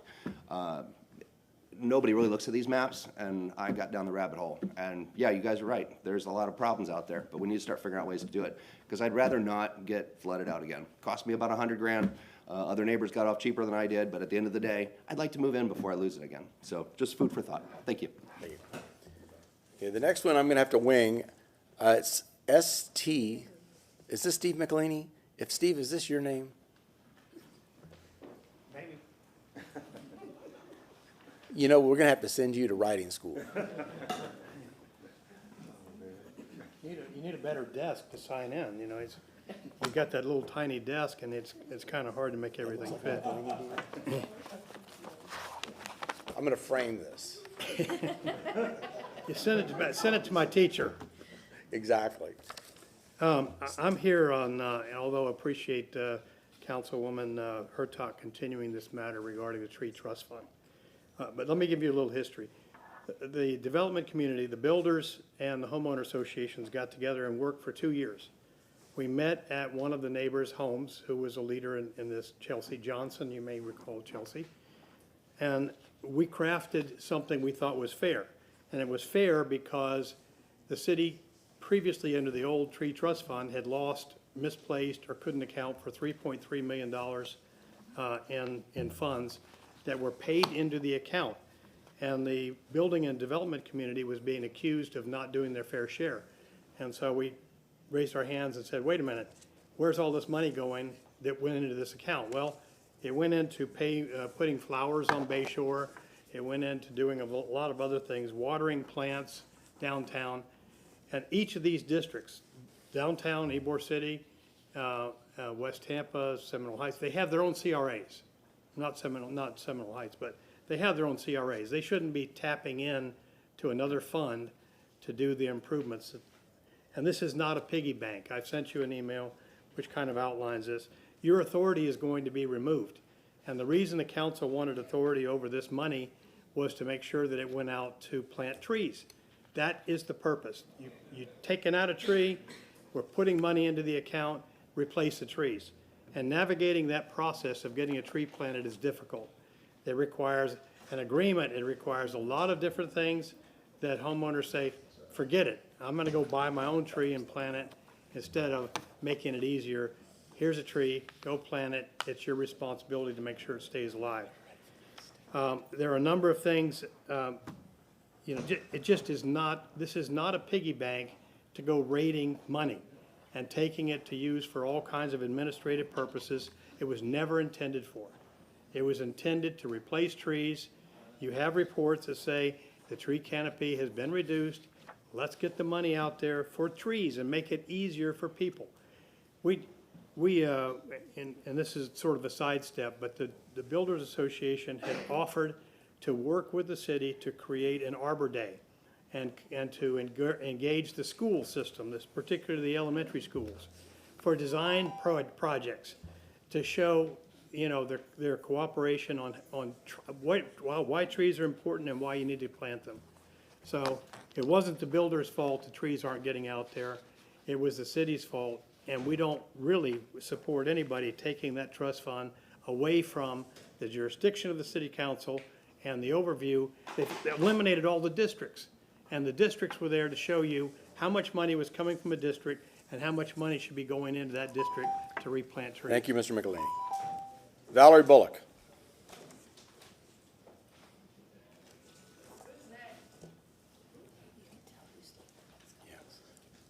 The next speaker is going to be Carol Ann Bennett, followed by Mrs. Pointer.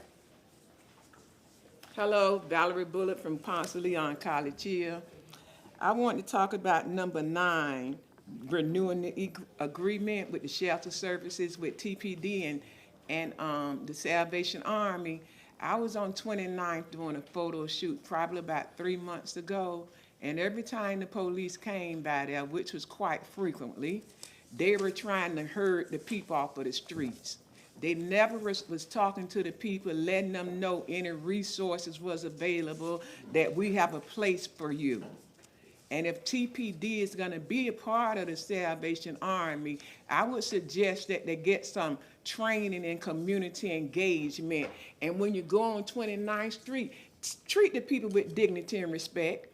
I was at Glory Days in Mapledale, Northdale, last Friday. It felt like Harriet Tubman had just put me on the Underground Railroad. I didn't see no police cars, no sheriffs out there. I mean, I was free.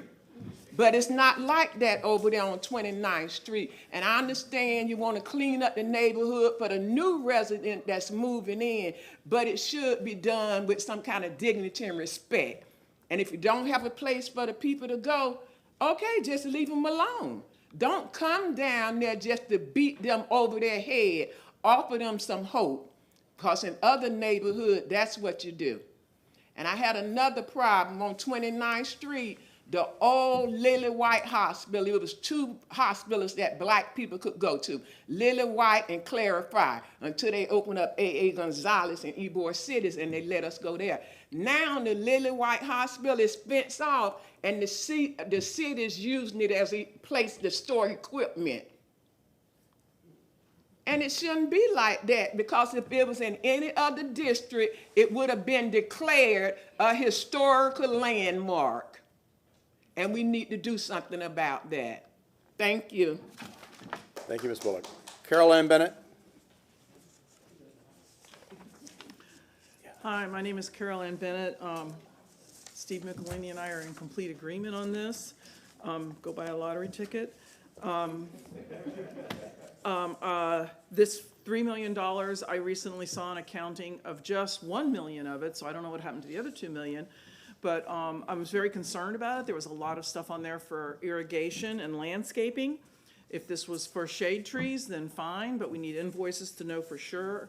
One item I saw in there was $5,000 for trees at the Veterans Memorial in Port Tampa. So I drove down there because I could see. I didn't need an invoice, and this is what I found. Crepe myrtle, $5,000 for 6 Can we crepe get the myrtles. wolf up? $5,000 for 6 crepe myrtles. How many live oaks could have been planted at fire stations in honor of Joe Cholura with that $5,000 instead of 6 crepe myrtles? The Tremendous program, 85% is type 3. That means 15% are shade trees. You want to help flooding? The flooding that happened Monday was because the rain came down so fast. What happens when rain falls on a grand live oak? It holds that water and drips it down slowly so that the stormwater can absorb it. We need the trees to help the flooding. This is the report I got. It's just the last 4 years, so it's not the whole thing. Jim Walters Park, $35,000. I tried to drive down there. I couldn't get super close, but I saw 6 newish oaks and a whole lot of palm trees. Is that what the $35,000 was spent on? The Tremendous program, $500,000. Only 15% are shade trees. The purpose of the tree fund is to replace the shade trees that are taken out.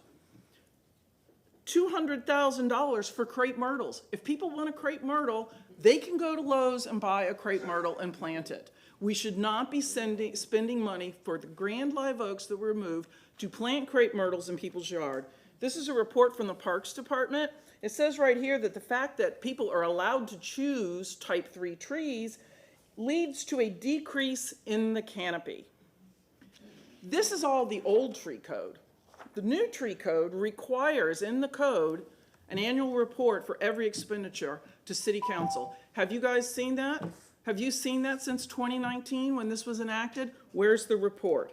I also want to quickly point out that over a year ago, Whit Reamer and J.C. Hutchinson said they were going to start ticketing tree cutters for the illegal remover. I've got transcripts 6 times. We're going to start ticketing them.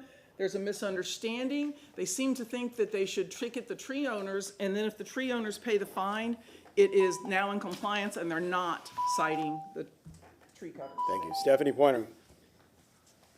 The next speaker is going to be Kayla McCaskill, followed by Connie Burton.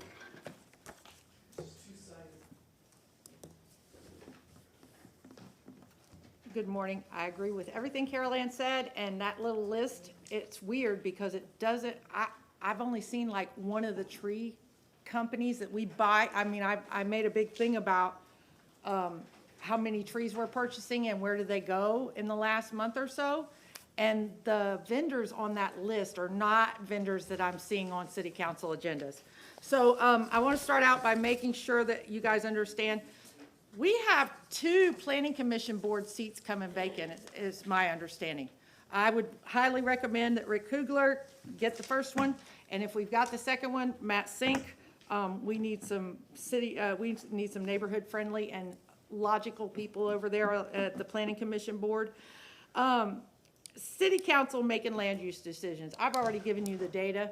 In the last 2 years, you guys have approved 92% of what's come in front of you.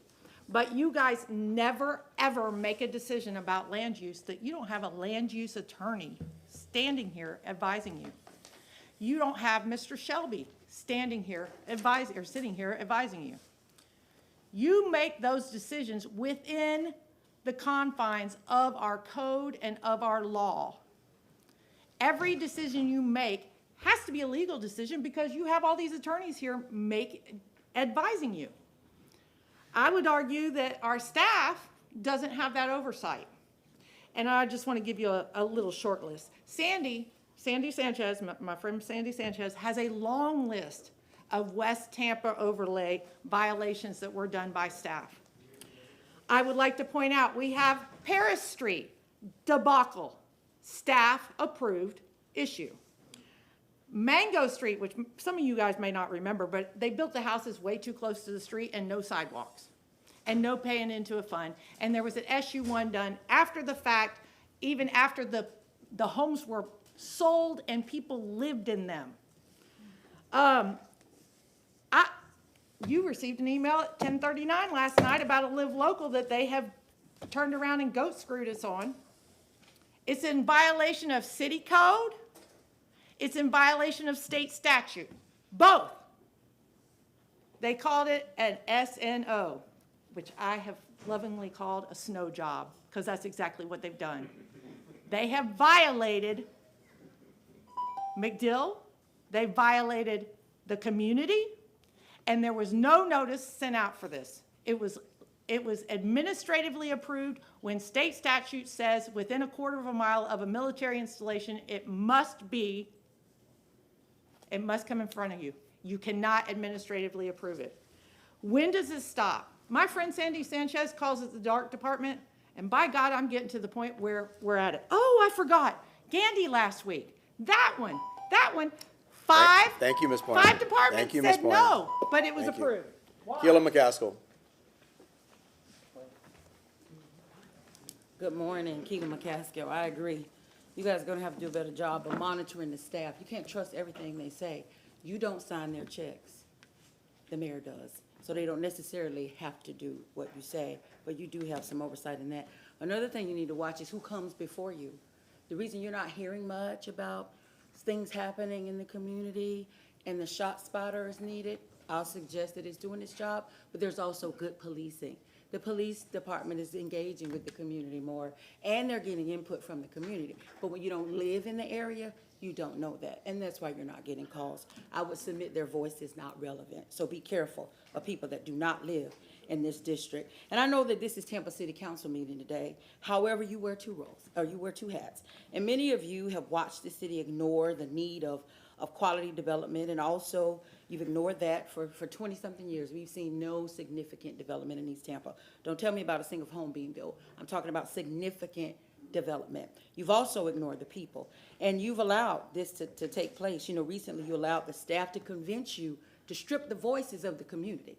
You remove people that were key stakeholders in communities, and you place people on a board inexperienced, ill-equipped, and then you get to the board and they're not even being represented. And this community has had absolutely enough of that. And what's happening now is that this new board that you placed in the CAC, they're there, they don't have enough information, and they're allowing what we were fearful of is they would use the CRA dollars that's been ignored for 21 years for the most part. Now it's being used somewhat as a slush fund. So that slush fund activity that's lurking in East Tampa is unacceptable. And I'm asking you all to do more. I want to remind you of some of your roles, because I'm seeing complacency. I'm seeing some downright laziness, as there's not enough engagement with the people that some of you elected to be on this board. This board has been forced to make some decisions with lack of experience, lack of information. You have a colonel who recently on Tuesday said, I don't have enough information to make a decision on a $9 million project. Even you all review certain projects twice before you make a decision. You have a woman that's in the housing development in this county, and they're saying, I don't have enough information to make a decision on a $9 million project. Another individual. So 5 of them said no, and 6 of them said yes. And you know what happened? They approved a $9 million project with a lack of information. They felt like they would be fiscally irresponsible if they approved this project, and even the staff walked around intimidating the individuals at the table and even requested that they tell a lie. Say that they came to your community, even though they didn't, standing over them, say they came to your community so that this project can move forward. It's unacceptable. I need you to do more as city council members as well as members of the CRA board. Thank you, Thank Keelan. you. Next speaker is Connie Burton, followed by Tora Bluma. Tara. Good morning, Connie Burton. There was once a state attorney that bragged about how he had been so successful in reducing crime, in particular the city of Tampa, and that was by adjudicating more juvenile to the adult system. He was successful until the people had enough of that.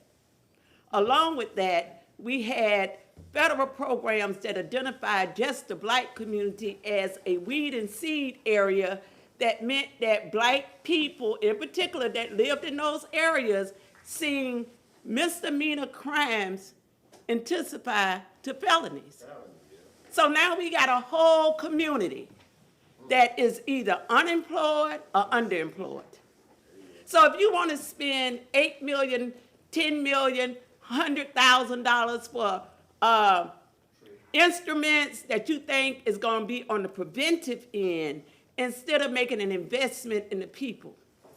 In 2010, the East Tampa CRA approved for something to be annually accepted, and that was the hiring of young people in the Clean Team project.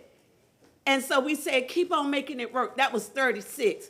In 2020, we said, let's increase those numbers. We can't get there. We went to a community meeting the other night, sponsored by the city, to find out only 9 young people, 9, is ready for the summer youth employment come Monday. How they gonna get there, I don't know. It's on them. As if they're now gonna be given some type of 6-figure employment job. I wanna tell you that I'm hoping for a peaceful summer, but if we don't have one, it belongs to you. It belongs to you because you have the ability to be on the front end of making sure that our children can move toward negative behavior toward more positive behavior. We believe in our community that when children is attached to positive reinforcement that then is provided with some type of economic incentive, it can steer their lives into a better place. But right now, what we see, and we asked for this last month, for us to hear, for the community to hear, what was the progressive report for the summer job placement? The staff did not show up. You received the report and it was filed. If you're good with that, you continue on with that. But I'm telling you that the community is paying close attention. We understand how people don't want to assume responsibility for what's happening in the black community, but it is real. We have been petitioning for our young people. We expect to see things done in a more positive way. Thank you, Ms. Burton. Next speaker is Tara Bluma, and then followed will be Marty Green. Go give it to her right now, the update. Good morning. Good morning. I'm Tara Bluma. I want to talk today about 3 things: stormwater maintenance, the tree trust fund, and the homeless population.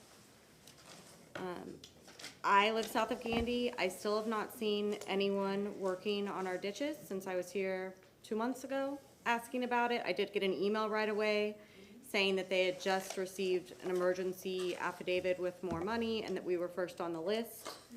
And we've not seen anyone. We have shopping carts in our ditches, tons of trash obstructing the flow of water, and in some cases there's huge pieces of broken concrete just completely blocking the pipe, which I know were there before the hurricanes, so I'm not sure why basic maintenance is not being done.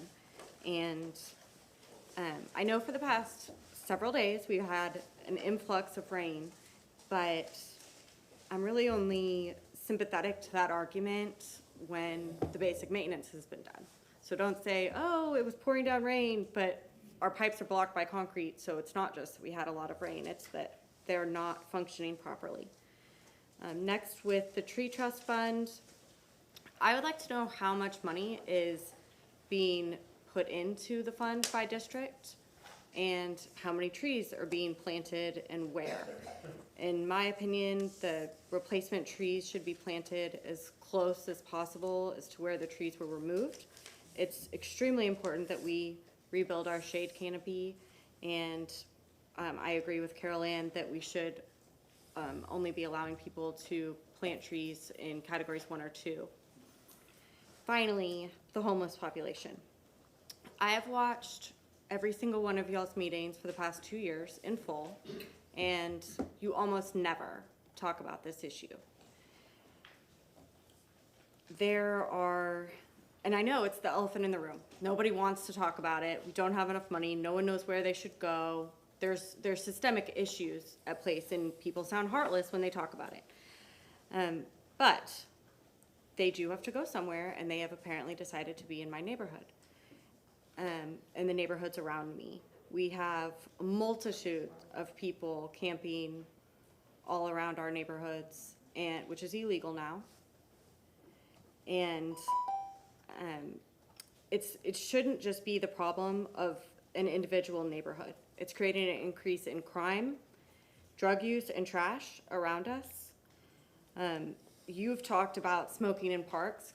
I know Councilwoman Hurtak, all day long, every day at the Spanish American War Memorial, there's up to 20 people smoking, drinking, doing and selling drugs, and there's probably 1,000 cigarette butts on the ground that no one seems to care to clean up. Thank you very much. The amount of trash in our streets, yards, right-of-ways, and ditches is Thank you very much. overwhelming and isn't fair to our neighborhood. Thank you. Marty Green, please, followed by Ellsworth Williams. Hi, my name is Marty Green with the Mobility Department. These signs have been down since the hurricane, and the city of Tampa been taking FEMA money, and they forced us to sign the papers saying that we was working. So now that we've been taking the FEMA money saying that we've been working, and we go back, the mayor made an executive order for us to work, all hands on deck. Within the money in, Brian Rogers and Michael Brown told us we not working. This is gonna cut inside the budget. The FEMA, Brian Rogers told me that it was gonna take 2 years for FEMA to pay them back. But we didn't do any work. They just shut us down. We could have got more work done than what we got done. And now that hurricane season is coming back up, these signs are still down. All the signs that's supposed to be up, that's supposed to be standing upright, they're down. Second of all, on May 1st, I went to, I was called in the office when I was working on Anthony Stafford. He called me in when I complained about an employee.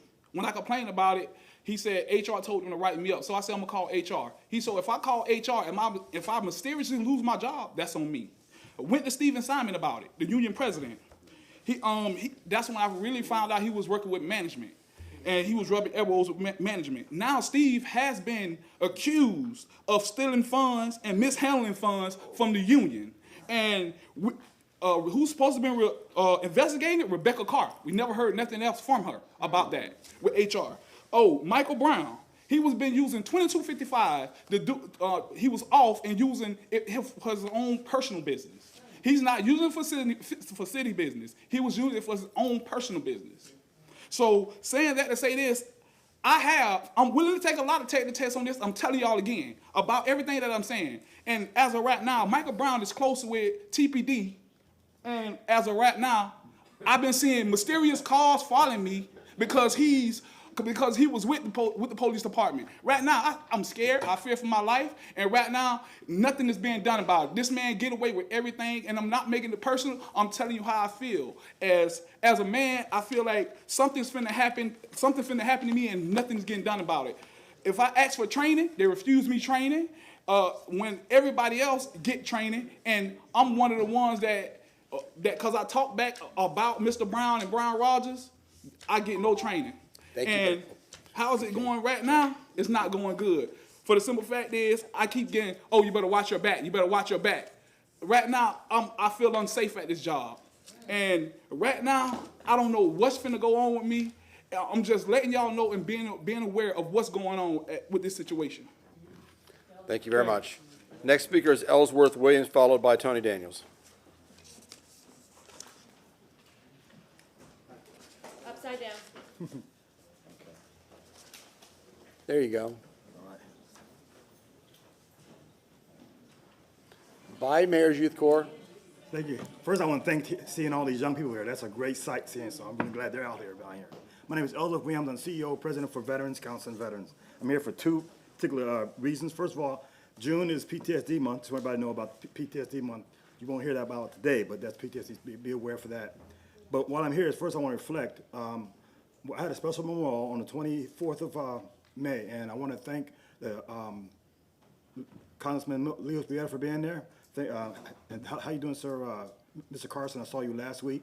I want to also thank the participation of the Commissioner Warsaw, and I call it bipartisan, not just because of the political part, but also I had somebody from Pinellas there. It was Bernie Jacks, state representative was there as well, representative from Fisher Driscoll, and more importantly, the director of Florida Department of Veteran Affairs. I like that because he's elevating suicide, veteran suicide, as a high priority. And that's what my special move was about giving that safe space for veterans and first responders who lost veteran suicide. My second reason why I'm here is June is also, and May is also Alzheimer's month. May was dementia month. What we don't know is over 13% of the veterans in Florida has Alzheimer or dementia. And that's something we don't talk about. What I do want to talk about is that we're going to have, as a movement, it's what I call the forgotten demographics, and that's the elderly veterans. I said before earlier that we have over 719,000 elderly veterans in Florida. I would like to know how many elderly veterans are here in Tampa. And what if some of the things the VA is not covered by VA? How do we take care of the veterans if they have something, an element that's not covered by VA? Well, this conference is going to answer some of those questions. And this conference is going to have some great, I'm excited about it. We're going to have Florida Department of Veteran Affairs going to be there. We're going to have the VA in full force. We're going to be there. We're going to have Hillsborough County Veteran Service and consumers will be there. We have Bay Area Legal is going to be there as well to talk about elderly. And more importantly, we're going to have the community. You need all of those elements in the village to really make an effective dent when it comes to that. The purpose of this conference is to bring the resources together to the veterans' families so we know what's out there and then more importantly what's not out there. Reason why we're doing it, Veterans Council Veterans Primary Mission is preventing veteran suicide. And unfortunately, the demographic that's dying by suicide is elderly, 55 and older. You don't hear about it, but it's a true fact. And if we don't start doing something about it, it'll get more and more. This conference will be the first step. So thank you very much for here, and you are invited, and please share with your network. Thank you very much. Thank you very much. Tony Daniels, followed by Nadia Askar.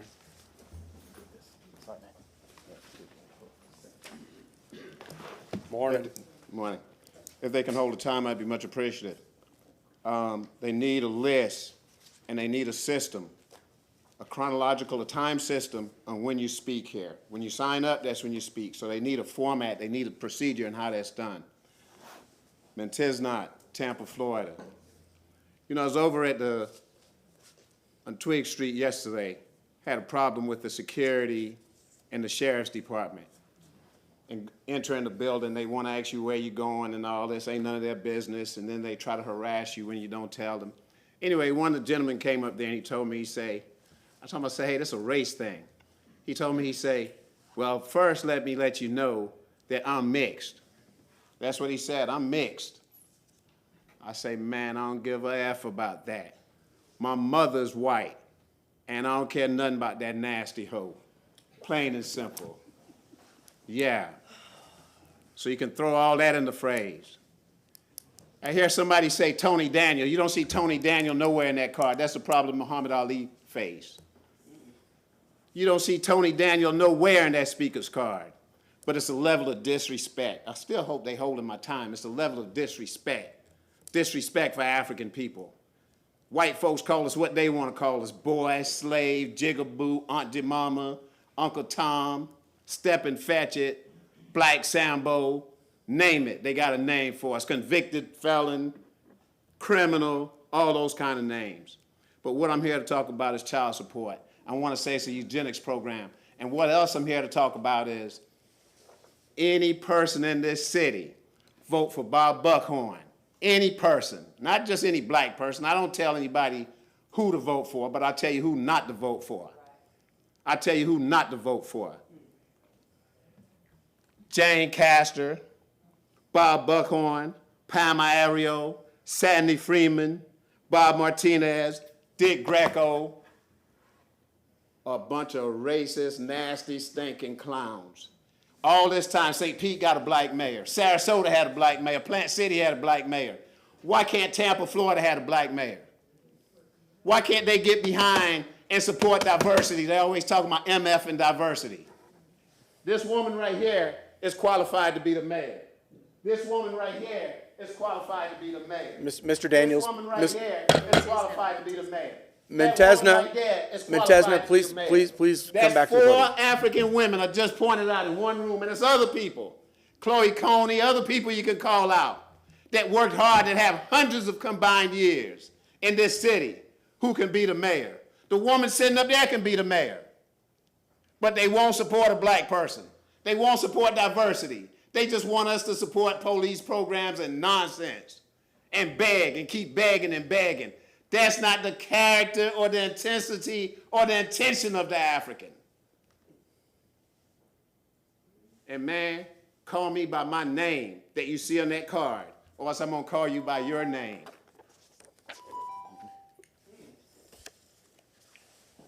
Thank you very much. Next speaker is Nadia Askar.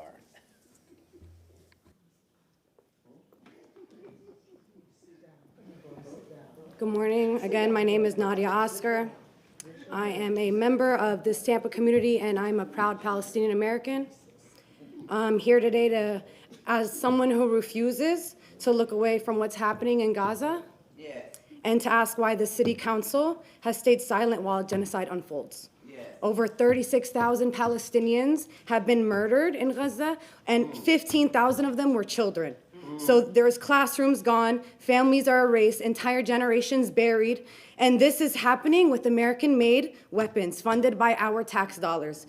We've seen the hospitals being bombed. We're watching children being operated on without anesthesia, aid convoys being struck, and people are being killed while waiting in line for bread. We've seen universities being flattened, and now Gaza is being turned into a graveyard.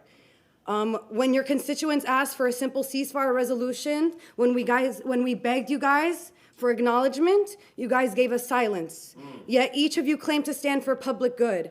Councilmember Vieira, you speak about justice and public service. Councilmember Hurtak, you center community engagement. You like to... There's a council rule that you're not allowed to speak to individual council Excuse persons me. directly. You guys like to stand up for transparency, equity. You've built a long career in public service, and you say you represent the unheard, but in hopes that this is all true, I can't help but ask, where are you now? What are your values worth if they disappear in the face of genocide? We can't hide behind the excuse that this is not local, because this is local. We are directly funding this violence, and we are training with the Israeli military, our cops. We're watching as our tax dollars turn into weapons, and our silence is becoming complicity with what is going on.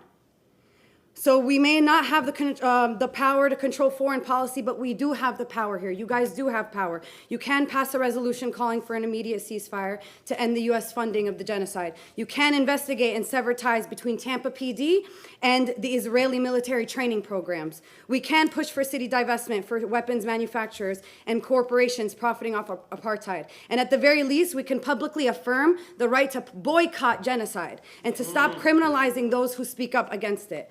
Other cities have taken these steps. We've watched San Diego, Detroit, Atlanta, Seattle. What we're waiting for, what? The death toll to rise above what?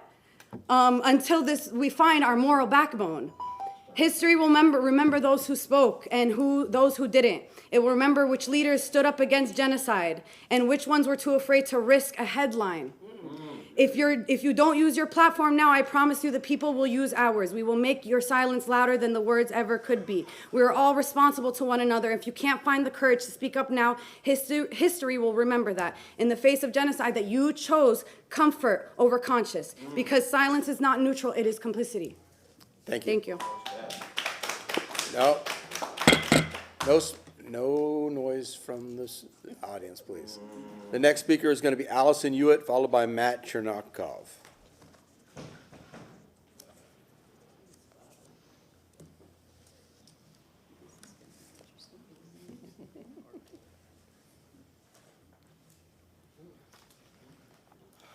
Good morning, Allison Hewitt, East Tampa residents and business owner.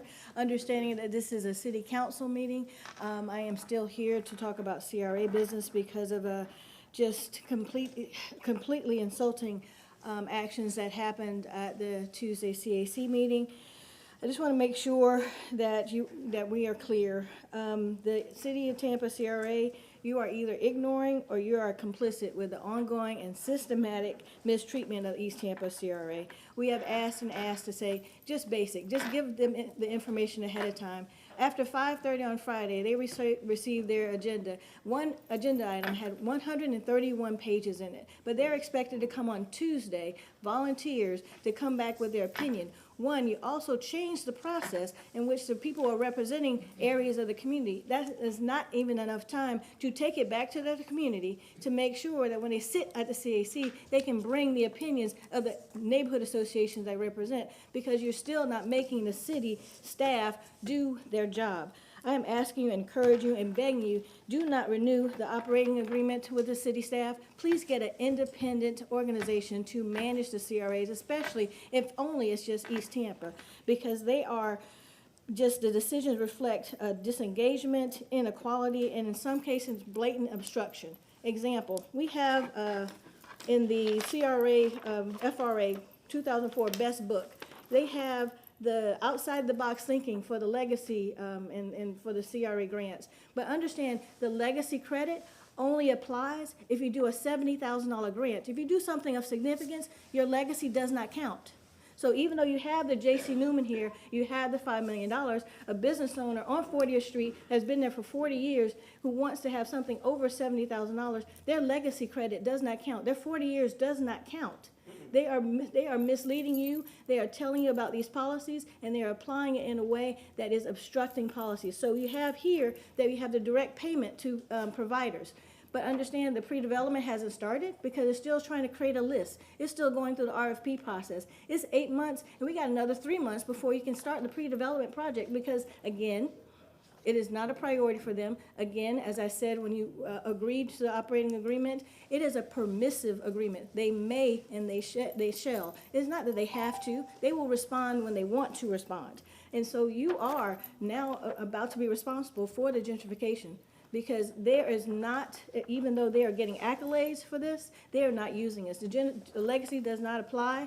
The direct payments do not apply. And unless you have all your money, then you get 50%. Although Black Business Investment Fund created a construction loan fund that they will pay 90%.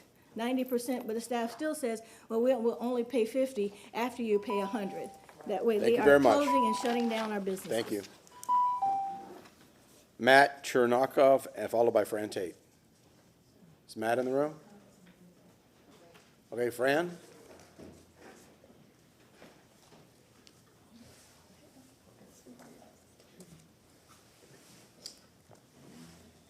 After Fran, it's going to be Robin Lockett.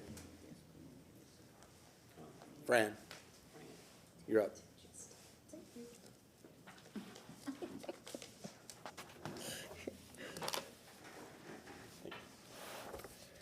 Good morning, council members, chair, council members, good morning, good morning. The young students have gone out, but I really wanted to commend and congratulate them. They are our future, and I just love seeing their active participation in leadership, and we must continue to keep that going. I'm here today, I'm so sorry, Fran Tate, for the record, Fran Tate, Jackson Heights Neighborhood Association President, East Tampa CRA CAC Board Member. And I'm here today, as Ms. Hewitt stated, I want to talk CRA. I apologize, but I want to talk CRA. We are volunteers. There's about 13 of us. We're volunteers, simply volunteers. We have families. We have jobs. We're caretakers. We're neighborhood leaders wanting to serve on the East Tampa CRA CAC board to the best, the very best of our ability. But we lack the skills, and we understand that. We don't have economic development training. We don't have budget training. So we're trying to read, capture, understand this information the best we can, because we want to give our community, our citizens who have paid into the TIF, we want to give them the best that we have and bring information back to them. So Tuesday's meeting was a nightmare. For me, a nightmare. And I am a seasoned board member. I've been on the board, I think 4 years now, served as chair for 2 years. We were asked on Friday, when we received our email packet from our director, that was Friday, 5:32 p.m. We received the packet. Unfortunately, I was traveling. I had something to do out of town. I didn't get a chance to go through the packet, but in the packet was a project, a 131-page read. 5 of us did not get through that. Maybe even more didn't get through it. They didn't admit they didn't get through the read. But we were asked to get through the packet, come in and make a decision on a $9.7 million ask. That didn't happen. Thank you, Fran. We asked for more information. I'm sorry. I'm sorry. Your time's up. Sorry. Robin We- Lockett. We needed more information, Thank you. Robin Lockett. and we demand more information. And the Thank next you, speaker Chair. after Robin is going to be Surjit Das. Good morning, Council. Robin Lockett, and this is just a more of an informational comment. So the county is receiving $700 million. CDBG, DR funds, community block grant funds for disaster recovery. They're hosting their meetings. I attended the meeting at Pierce yesterday. The commissioner wasn't there. I know this is the city, but I implore you guys that if, for the community, one, to come out, because the idea around this money is for the community. It's going to be held at C. Blythe Andrews tonight at 6 p.m. The idea around this money is that they have to get community input. If you were impacted by the storms, come out and give your input on how they should spend that money. If you're a concerned citizen and you weren't impacted by the storms, come out. City Council, if one of these meetings are in your district, come out and hear how they plan to spend the money and hear what the community has to say in regards to how they should spend that money. So tonight is going to be an educational part of it, and they're going to be able to give feedback. So I just wanted to provide that information. Thank you. Thank you, Robin. Next speaker is Surjit Das, followed by Victor DeMaio, and that'll end our in-person speakers, and then we'll move on to our online speakers. Hey, first line of business is Chagret, Doss. I don't know why we're having a problem when we know I'm litigating against the city. That's one for everybody so we can eliminate this, I guess this fake ruse of you all not understanding. But I want to get to a couple of points. Look at the highlight. You see Chagret, Doss, Chandra Tucker, the case number. It's called the stipulation of the parties. And I know we got a couple of attorneys in the room. I need y'all to pay attention. Couple of attorneys right here, Mike Rowe, just despicable white man. Upside down. Say again? Spin it around. It's upside down. How it presents. Okay, there you go. Mike Rowe, Steve Leon, I don't know how involved he is. Judge Peacock was the presiding judge, Emily Peacock, another despicable person, and I'll get to her in a little while, ordering me to sign this stipulation of the party. And, you know, we all remember when she told me that a black man can't argue with a white man inside of her courtroom. And I asked her to disqualify herself, but she wouldn't do that because that's just who she is. Here's the release that they made me sign under contempt. I highlighted the parts. You all can see it. You all have age for these reasons. And right here, even on here, it says, you voluntarily signed this agreement. It's upside down. Oh, upside down again. My fault again. Voluntarily signed the agreement. And I signed it under duress right here. And every one of these attorneys I'm getting ready to go over. And I'm normally calibrated, but I can't be that way. Y'all love soft-stepping Negroes around here. I just ain't that guy. I didn't even run my routes soft-stepping. But the shirt is, and I know I can't say it's about all white folks, but I need some of y'all white people up here to get some control of these crackers running amok across the town over there. I'm talking about the city government, state government. Bob Buckhorn's running for mayor again. He already got $1 million worth of my damn houses. We need some of you all that are elected officials to just do your damn job. I don't need you to do nothing special for me. I never asked y'all for nothing. By the way, I am a veteran and honorably discharged and disabled. But the bottom line is I'm talking about Judge Emily Peacock. Should never hear a case. I'm talking about Paul Huey. Never should hear a case from me because they work with Gregory Holder, the lying white boy who told Michael Victor, who still works for y'all, to falsely accuse me of perjury. Of course, I whipped their ass in court. And we're dealing with this in the 11th Circuit, and I'm sure we're going to get the kind of outcome that we need.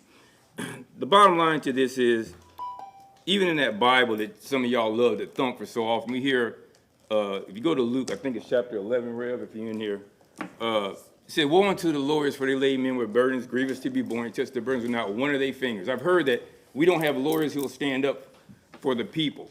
But in that same series of statements, it says, woe unto the lawyers, for they take away the key of knowledge, and they enter in not in themselves, and for those that try to enter, they hinder. I'm going to show y'all that ain't true. Shout out to the University of Thomas Jefferson High School. Thank you very much. Victor DeMaio will be our last in-person public speaker.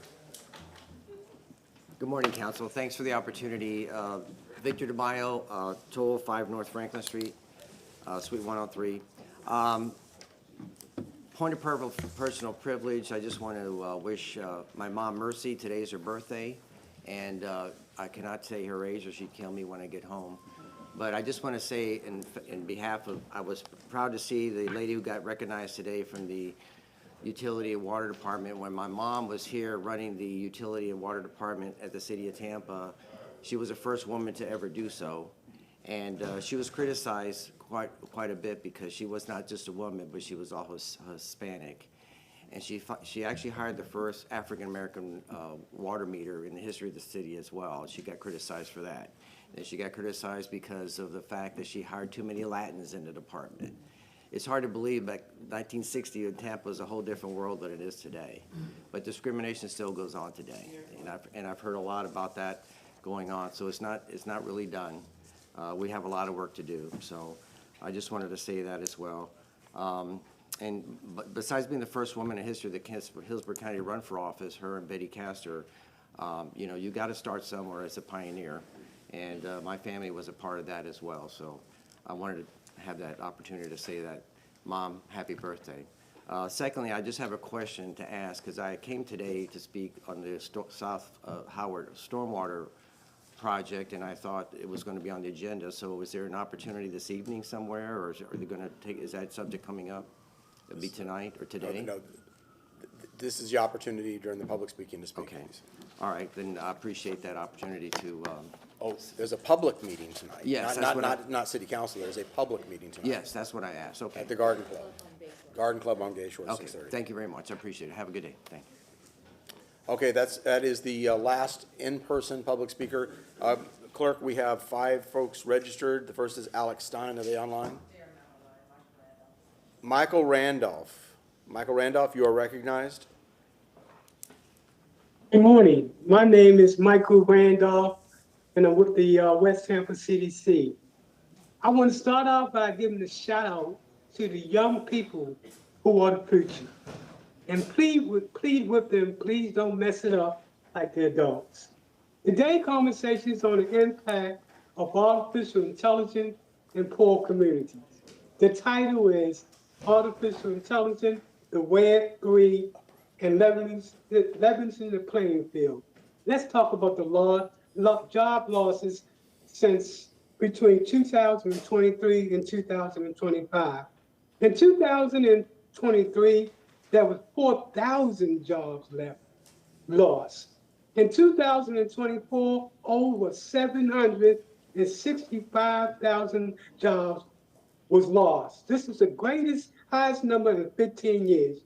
In 2025, in February, 3.5 million jobs was lost in a single month. Now let's talk about the positive. Artificial intelligence and how to empower the Black communities.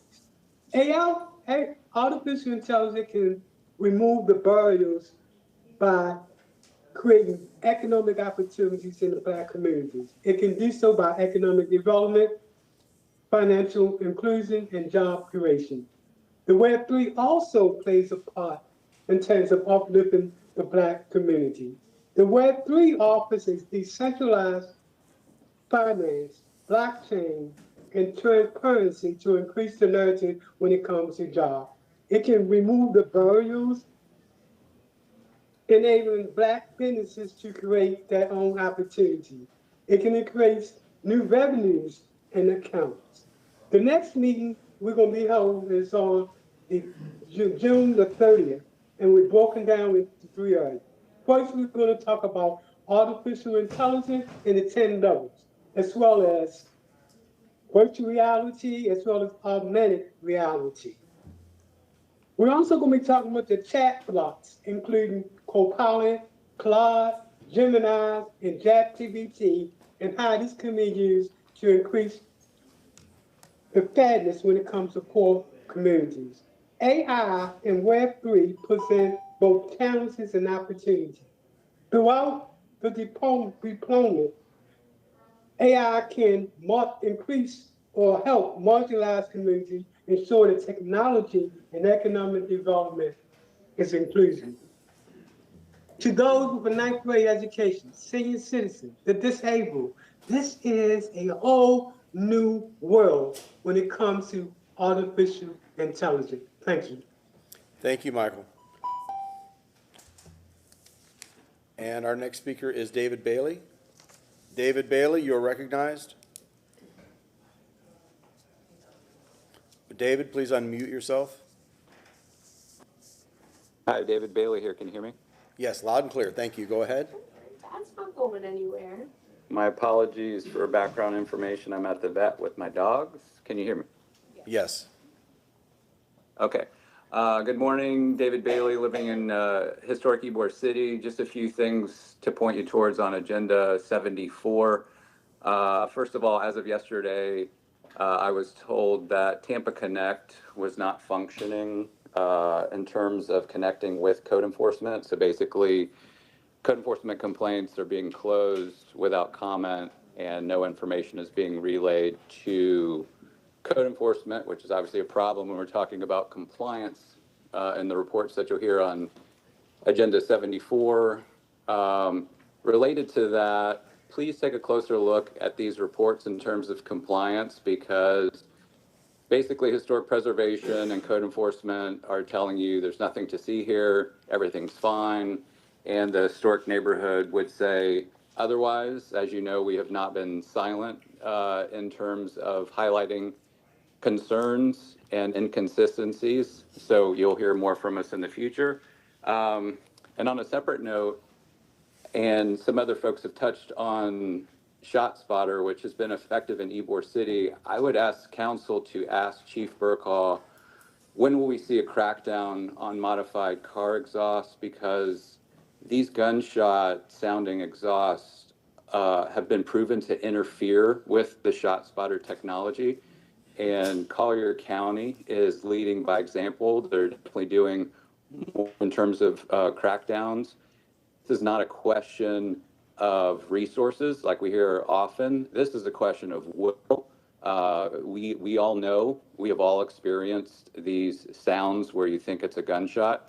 And I remember 10 years ago, if you heard something that sounded like a gunshot, you were concerned. And unfortunately now I feel like we're also, I don't want to say accustomed to these exhausts, but they are dangerous, and they are going to interfere with your $1 million investment in ShotSpotter. So thank you for your time. I yield the rest of my time. Thank you, Mr. Bailey. Next speaker is Stephanie Harrison Bailey. Stephanie Harrison Bailey, you are recognized.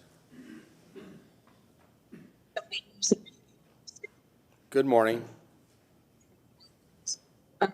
I too am speaking on agenda item 74, specifically regarding staff updates for parking lot code compliance in Ybor City. As David Bailey mentioned, we have seen over the last 8 months since the code was updated, unfortunately not a lot of real change here as Ybor residents, living across the street, adjacent, in the same neighborhood as a lot of these surface parking lots. It seems as though the parking lots that have received barrio approval, actually take a step back, all of these lots, all of these surface lots were supposed to have been approved by a deadline at the end of last year, and I'm blanking on what the date was. And per conversations with Ms. Abby Feely, after that deadline, parking lots were, if they had not come into compliance with the barrio, with code, they hadn't gotten permits, they were deemed to be non-compliant, and that was supposed to be the end of it. It seems like some of those parking lots are still kind of at a glacial pace, moving through the process of maybe deciding whether or not they want to be compliant. And then taking a look at many of the parking lots' own drawings that are uploaded into Acela and stamped approved by the barrio, it seems like they're not adhering to their own drawings. So even if the drawings are approved, barrios approve them, the parking lots do not look like they're supposed to. There's still a visual blight on the neighborhood, and they're also an economic blight. When we continue to allow these parking lot operators to drag their feet in regard to compliance, when we slap their hands lightly when they do get caught, doing something not in compliance, it just continues to allow them to do the same thing they've always been doing, and it continues to bring down the neighborhood. There's really no reason for any of these operators to do the right thing when we're not holding them accountable. So we would just ask City Council to really start to hold staff accountable to holding these parking lot operators accountable. And we are happy as neighborhood residents to meet with you all. We've met with some of you and kind of lay out specific items that are issues for us. That's it. That's all I got. Thank you so much. Thank you, Ms. Bailey. The next speaker is Chris Curry. Chris Curry is not online. That ends our public comment. Thank you very much for your participation today. Now we have several City Council board positions that we need to fill. Item number 4, we have one is, are you guys going to do that, or should we just, yeah, Shirley usually is here. Shirley Knowles Fox. Fox Knowles. I'm dyslexic this morning. We can start with the one and go to the other, because it's only 1 for 1, right? Yeah. So item number 4 is a appointment to the Architectural Review Commission. We have 1 open position and 1 applicant. Is the applicant here? Would you like to come up and introduce yourself? Good morning, Council. My name is John Prokop. I have been serving as your representative on the Architectural Review Commission for the past 3 years, and I'm here asking for your nomination to serve a subsequent 3 years. I've been involved in historic preservation for the past 42 years of my career. My firm, Rowe Architects, here in Tampa is arguably the foremost historic preservation consultants and architectural firm in the city. We do work at Plant Hall. I have a dozen projects at Plant Hall and at the J.C. Newman Cigar Factory right now. And I'm a lifetime member of the National Trust for Historic Preservation, and I would be honored to accept another nomination. Thank you. Councilman Maniscalco. So this board member does a very, very good job and certainly deserves reappointments. And I know it's a 1 position, 1 reappointment. For a unanimous consent? Yeah, I'd make a motion to reappoint Mr. Prokop by unanimous vote. Okay, we have an appointment to reappoint Mr. Prokop for the Architectural Review Commission by unanimous consent. And a second from Councilwoman Hurtek. All those in favor say aye. My light is on, Chair. Oh, I'm sorry, I did not see you. It's okay. Would you like to speak? I just want to ask him a question. Yes. Sure. Good morning. I want to ask you a question about a decision that comes up for architectural review, and it's regarding wood frame windows versus current modern windows that look wood framed. Correct.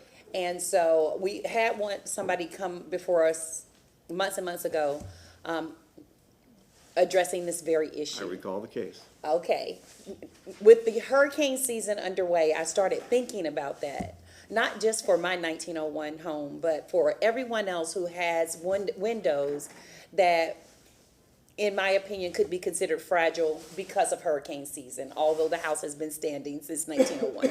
And I'm just wondering if that's something that the Architectural Review Committee would reconsider or even take into consideration under the guidelines that we currently have. We have, and so has the Secretary of the Interior in Washington, D.C., whose standards are the national guidelines for historic preservation. On original historic fabric houses, this is not considering additions or outbuildings or anything else like that. On original historic fabric, the national guideline still requires that the replacement item be required to be of similar materiality. And changing from a wood window to an aluminum clad window is not similar materiality. It is possible, and there are companies here in Tampa that do it, to retrofit original historic frames with impact glazing. That does not make them meet quote unquote a hurricane window, because the frame and the sashes themselves would have to be reinforced to a greater extent. But our argument against that has to do with the fact that, you know, when you test for a hurricane window, they fire a 2x4 at 40 miles an hour at the window. That's how they test it. In most historic frame buildings in particular, if you could put a hurricane window in, and yet none of your roof joists are strapped to the walls, your walls aren't strapped to your foundations, and your walls themselves are not hurricane resistant, and you can shoot a 2x4 right next to the window and it'll go right through the wall.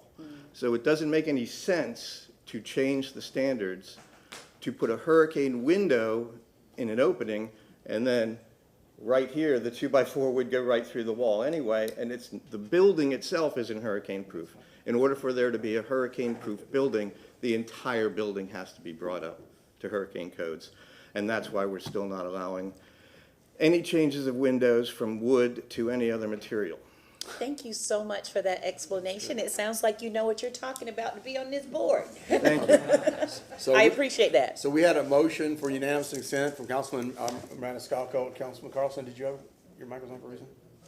No, I don't have. So we have the motion from Councilman Maniscalco, a second from Councilwoman Hurtek. For unanimous consent, all those in favor say aye. Aye. Opposed? Ayes have it. And Thank you very much for your service. Mr. Chairman, Thank you. I have prepared a resolution, so if you could just move the resolution. as Okay. well. We have a motion from Councilwoman Henderson, a second from Councilwoman Hurtek to move the resolution. All those in favor? Aye. Opposed? Thank you. Ms. Clerk. Good morning, Shirley Foxenow, City Clerk. We have Dr. Laura Harrison that would like to be considered as the archaeologist member on the Historic Preservation Commission. Dr. Harrison, would you like to come up and speak to us? Wonderful. Thank you so much for the opportunity to be here today. So my name is Dr. Laura Harrison. I'm a professor at the University of South Florida with a background in archaeology. It's taken me all around the world, from Bronze Age sites in Turkey to historic sites in New York and here in Florida. I've been a resident of Tampa, Florida since 2016, where I have led a lab at the university called Access 3D, which is all about digital heritage, utilizing advanced digital tools to preserve and steward heritage sites within Florida and also around the world. So as a result of that work, I've partnered several times with the city of Tampa on heritage preservation projects at places like Union Station and the DeSoto Community Center, as well as the Heart Tico streetcars. This is work that's really core to my professional identity. It's something that I value really highly, and I'm appreciative of the leadership that the city of Tampa has shown in this regard, and it'd be my pleasure to serve on this commission. Thank you. Thank you, Dr. Harrison. Councilman Maniscalco. So like the previous applicant, Mr. Prokop, a valuable member of the board as an existing member, this Dr. Harrison has an amazing resume, an amazing background, and would be a perfect addition to this Historic Preservation Commission. Second. So that's an official motion to move to accept. So another, unanimous consent by Councilman Maniscalco, second from Councilman Carlson. All those in favor say aye. Aye. Opposed? I'm sorry, Miranda, you're right. Okay, the ayes have it, and then we have we will prepare a resolution to move it at a later date. Okay, very good. Thank you very much. Congratulations. Thank you. Clerk Fox Knowles. Good morning again, Shirley Fox Knowles, City Clerk. Mr. Shelby, would you like to provide some words before we get started? Not necessary. Oh, okay. Oh my gosh, Mr. Shelby doesn't have words? Mark this calendar. There are 6 individuals seeking the position of planner or planning committee on the county planning commission. And the first one, Mr. Nicholas Coloni, is under the weather and will not be here. The next individual is Braden Curry. Yeah. He's online. So the first applicant is actually online to speak. Okay. Very good. Do we want to let him go first? Yes. Mr. Carolone, are you online and can you hear us? Yes, sir. How you doing, everybody? Very good. You're recognized. Thank you very much, everybody. I appreciate that. I apologize for not being able to come in today. I actually have the flu, so I don't want to get nobody sick. But I really appreciate this opportunity to speak heard, speak my part. I love Tampa Bay. I've been living in Tampa for the last 15 years after the military, after college. I know I have all the tools and recognitions that I would need to successfully hold this position. And I just want to make sure that you guys know that I'll do my best and swear my oath to uphold everything that I can. And you'll definitely have my word that I'll do whatever I can, whatever it takes, for as long as you guys will have me. Thank you, sir. We hope you feel better. Okay, so next is Braden Curry, is that right? Braden Curry. Okay.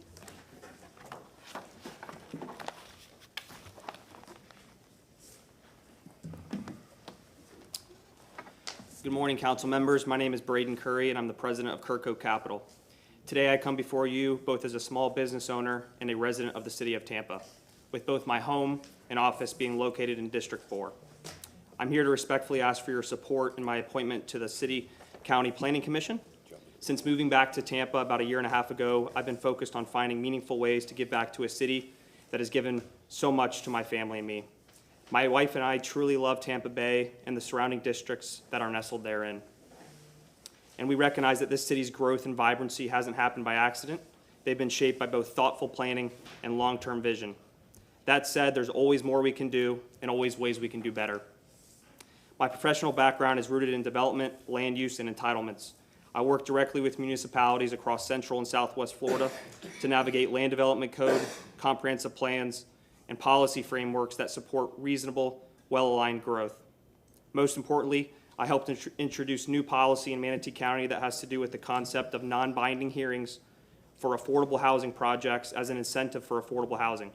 This policy is currently being supported by the Affordable Housing Advisory Committee and is an effort aimed at creating a path for specific projects to receive early feedback from the board before entering full sufficiency reviews and comprehensive plan amendments. While this policy is still taking shape, it reflects my broader approach, collaborative, solutions-oriented, and rooted in process.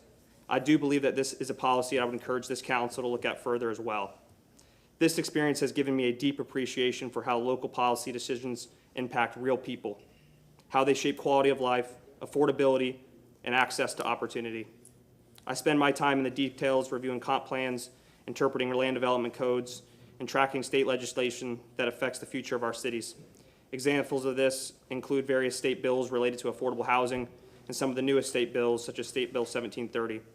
That's why I'm here today. I do believe that Tampa thrives when planning is intentional and forward-thinking. I believe that's the perspective I would bring to this planning commission. Thank you for your time, and I'm open to any questions that you may have. Anybody have a question? I have one. I'm probably going to ask each applicant. I should have asked Nicholas as well. So as an appointee of this board, Do you understand that when you're serving on the planning commission, we set the policy, so you're kind of bringing our voice to the planning commission board? Sure, yeah, absolutely. Okay, very good. Thank you. That's good. Good. Anybody else? Thank you so much. Thank you. Thank you. The next applicant is Melanie Williams.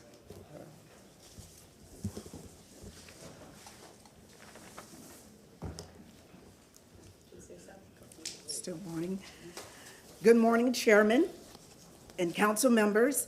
My name is Melanie Williams, a Tampa native and a graduate of Hillsborough High School. I'm honored to be considered for a seat on the Planning Commission.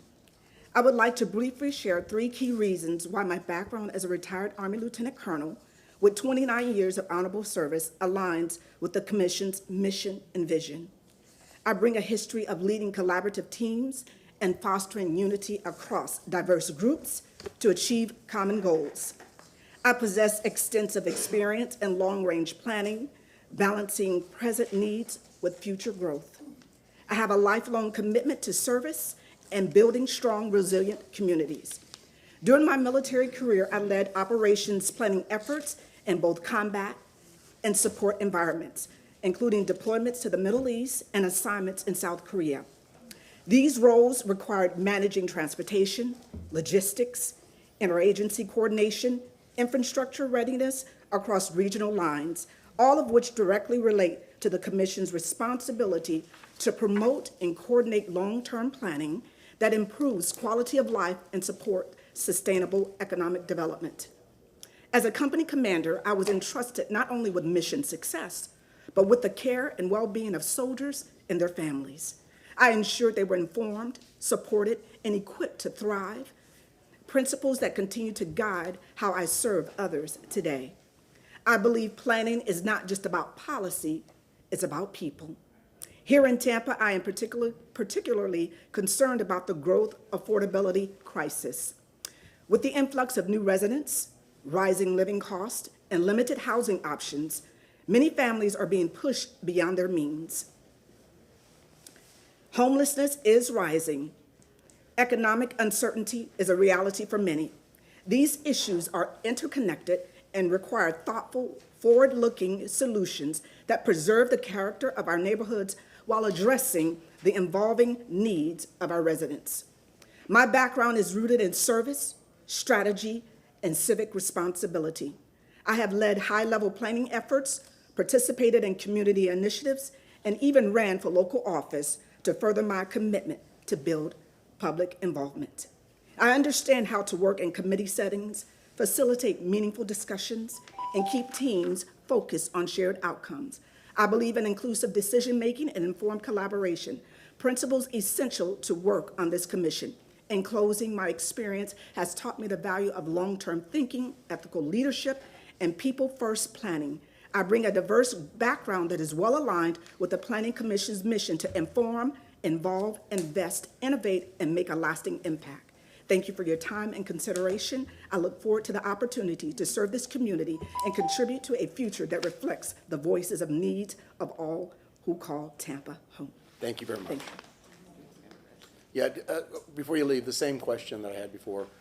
So you understand, serving on the planning commission, you're serving this board, and you're basically the voice of this board. So you bring that as far as policy decisions to the board?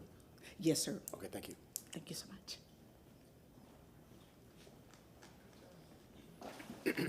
The next applicant is Mr. Rick Kugler.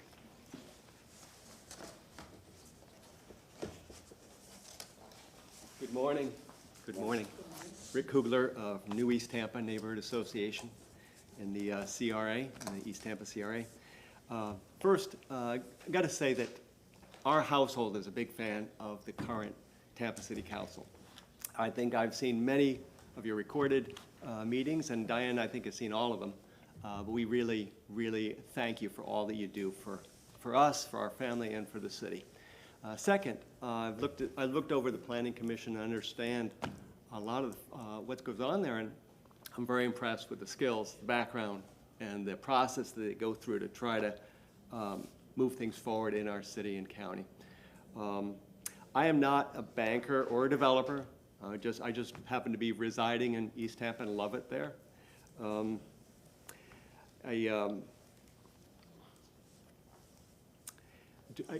East Tampa, we spent a lot of our time trying to do the best we can to improve the neighborhood, lift it up, and work on parks and other issues that we see in the city, especially in the East Tampa area. I'm a no financial or project-specific goals going into the Planning Commission. I just would like to see that our issues are dealt with so that East Tampa can blossom the way we both imagine it can be. I'm a retired guy, but I live a very active life. We enjoy Tampa with its culture and its beauty. We use its bike trails. We use the paddling trails and the hiking trails throughout the county, and really do appreciate this forested county that we live in. We believe that if we can take care of some basic things, the way to manage and benefit cities is if we can focus on providing are you upside down? Yes. Yeah, turn around. Okay.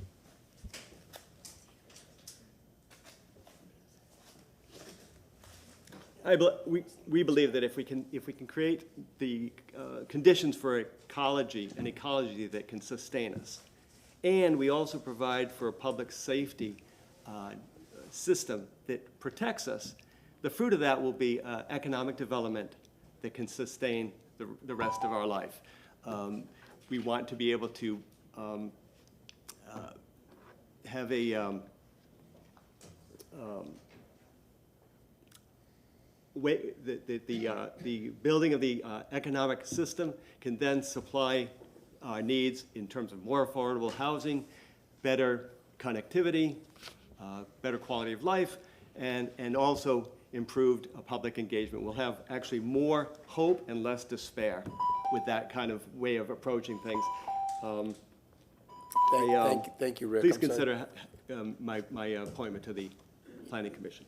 And just like I asked the last couple of applicants, you understand that, so you're serving as at the pleasure of the board, the city council on the board, and this council sets, the land use policies, and your role on the board would be to implement those types of policies on behalf of the city council. Yes, I understand the relationship, city council, and then the go-between to our city county commission. Very good. Yes. Thank you very much.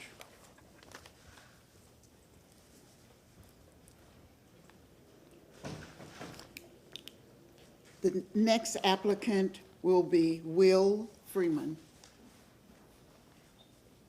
Good morning. Good morning, Council. Thank you so much for taking the time here. My name's Will Freeman. I'm a South Tampa resident. I've been here about 4 years.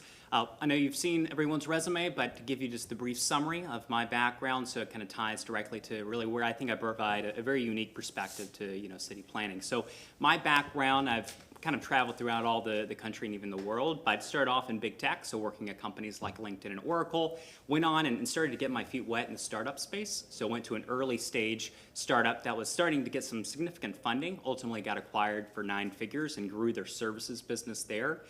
Ultimately, while working remote for that company, like many others, I made the trek here to Tampa, and I've been here for the past 4 years, and ultimately I went and started to do entrepreneurship full-time as of actually the end of last year. On the side of corporate life, I was growing my own startup on the side, which is a consultancy for nonprofits, specifically related to marketing analytics. We actually sold that company in a successful exit earlier this year in February, and now I do entrepreneurship full-time, focused on business acquisitions and business advisory.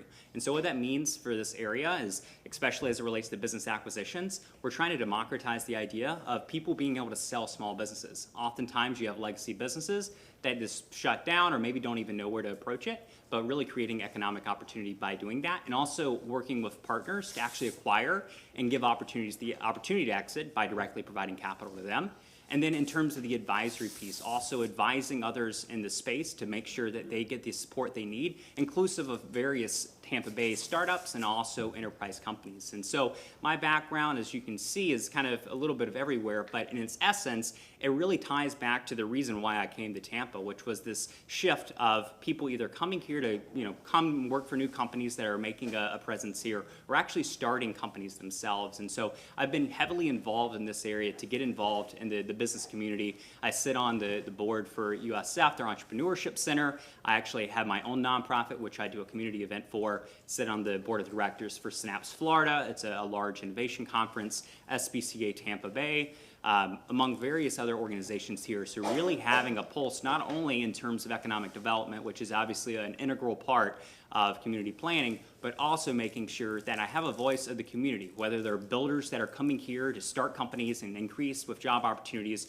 or if there are other opportunities that might present themselves by having the voice of the community that are not only those that have been here for years, but also new people that are looking to build here, inclusive of those students, especially that I've worked with at USF and UT, which I think is a big emphasis that we need to keep in mind to make sure they stay here long term. So thank you so much, and happy to address any questions. Same question for you. The city council appoint you to this board. This council is the one that sets the policies, and we ask you to be the voice of our policy to this board. Do you understand that role? Yes, I do. Very good. Thank you very much. All right, thank you, guys.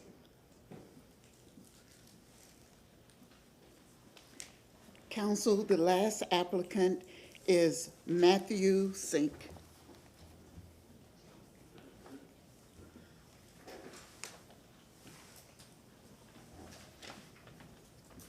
Good morning, Council. It's great to be in front of you guys again. I like seeing here and being in chamber with you all. My presence here today is to continue my commitment to being in service to my community. I've been a resident in Tampa for nearly 20 years. I've worked in development, real estate, home construction, and I've worked through development throughout Tampa Bay. I come here because I care about the growth of our city and ensuring that growth is thoughtful, inclusive, and it's built with the long term in mind. I hold a bachelor's degree in real estate from Florida State University that kind of gave me the baseline of real estate, and I was able to work in the private sector for almost 15 years to kind of see how that actually plays out in real life. I also hold a master's degree in leadership and development from Nova Southeast. That's given me the skill set to talk to people, understand leadership, how to interact, how to kind of keep everybody on the same train without flying off the sides. Professionally, I was in service with a national home builders where I developed communities across Hillsborough, Pinellas, Pasco, and Hernando. The relevance to that is that how other counties move and develop impact how we move and develop here. We're inheriting people on our streets, on our neighborhoods, in our housing issues, right? Those things all tie together on a big scale. So understanding what's going on around us also has a big impact on how it's handled within Hillsborough County and City of Tampa. Other thing that I've also been a part of is I'm an appointee for the CSC for the TPO. So understanding what the job of an appointee is and how to convey what's important to the appointing member who puts me in that room. With that being said, I think that my experience with my real estate brokerage, which is called Partner Agent Realty and Urban Dwellings, I've got to work in the ground in Tampa. So I've done development, historic home restorations, even building new homes in some of our rapidly changing neighborhoods. So I've seen kind of how the city moves and how the city likes to push things. And I've seen the way this council has prioritized things such as affordable housing, walkability in some areas, reducing density in some areas. So the city of Tampa is unique because it's not a one-size-fits-all area. The needs of South Tampa and the high hazard flood zones is different from the flooding that happens up in Seminole Heights. The transportation needs of New Tampa is vastly different from West Tampa. They operate in completely different ways. But having exposure and selling and developing in these areas for so long kind of gives me a baseline of how they are different and how maybe policy for land use impacts the overall feel and livability for the residents that live in those areas. I've also had a lot of experience. Oops, I'm running out of time. Thank you, guys. Thank you. Oh, actually, he answered my question during you actually answered the question during your presentation, so thank you. So Same, the question I would have asked, you asked. Anybody else have any questions? Cool, thank you. I believe we have a ballot. So there's one position, FYI. Yes.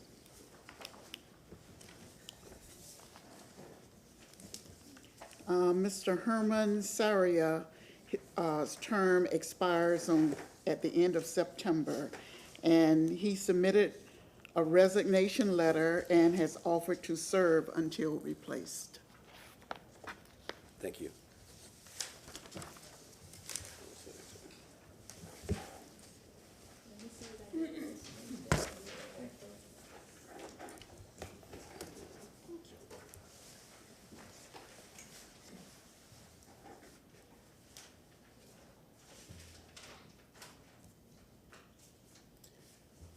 If you would like to continue on while the votes are. Councilman Carlson? I just want to ask, we had heard through the grapevine that Karen Kress was not going to stand for reelection. She confirmed that with me this morning. Her term runs out, I think, in September. When would you come back to us to,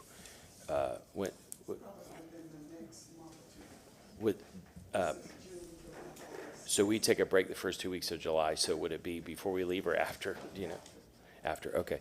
And the other thing is, I don't know, I think we've asked this several times, but is there a way we can get better line of sight to these appointments so that we're notified about them before the people apply? I think it would be good for us to help recruit people to run for these. We've talked about it several times, but for some reason, at least in my inbox, it doesn't pop up until we're ready to vote. Councilwoman Hurczyk? I agree. I actually had a constituent email ask for that information and got a wonderfully detailed email from Carencia about it. Unfortunately, I tried to follow it, and it's impossible to figure out where the openings are. It's not a fault of any of our staff who was wonderful to send it, but I do believe we need a secondary portion because that list of openings does not contain a list of openings. It's very confusing to follow. So I agree with Councilmember Carlson that we need the new transformation is nice, but it needs to go a little bit further. I agree, so that we can clearly see what roles are up. Mr. Shelby?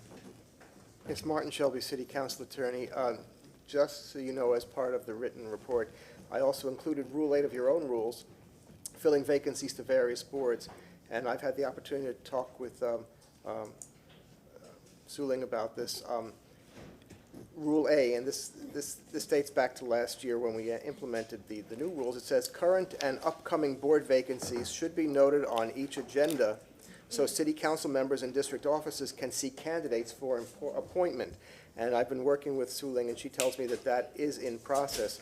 But certainly it was council's intention when it passed this that you would actually, and so would the public, have access to knowing exactly what appointments are upcoming. Would that be put on the calendar so we can see as they come up? No, on the agenda. On the agenda. But then we get that so late. No, we don't. We get the Friday before. But I mean, as far as recruiting, you can't. Every week. Oh, no, every week. Yeah. So it wouldn't be for that next week. It's Oh. like literally anytime they're open. Oh, so it'd be carrying on. Okay, I thought you were saying like, okay, next week we're gonna vote on, okay. How soon do you think that'll start?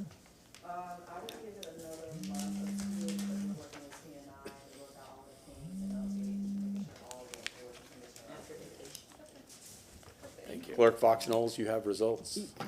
Yes, Shirley Fox Knowles, City Clerk. No one received the majority 4 votes.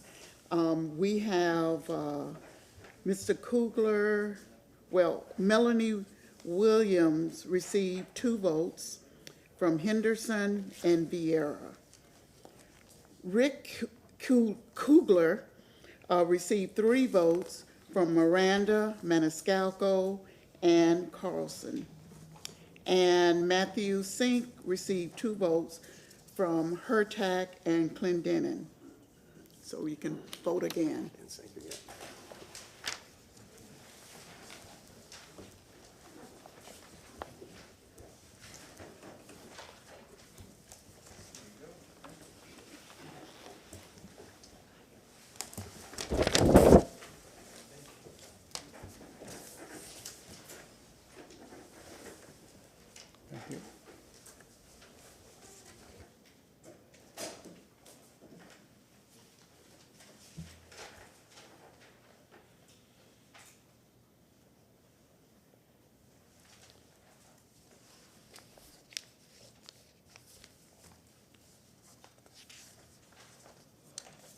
start on the consent agenda?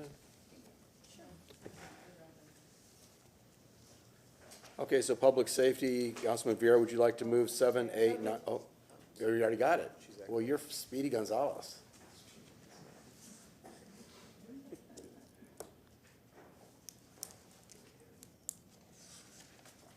That's the fastest you've tabulated ever. Getting good. We've given you a lot of Yes, that's true. That's fact. Madam Shirley Clerk. Fox Snow, City Clerk.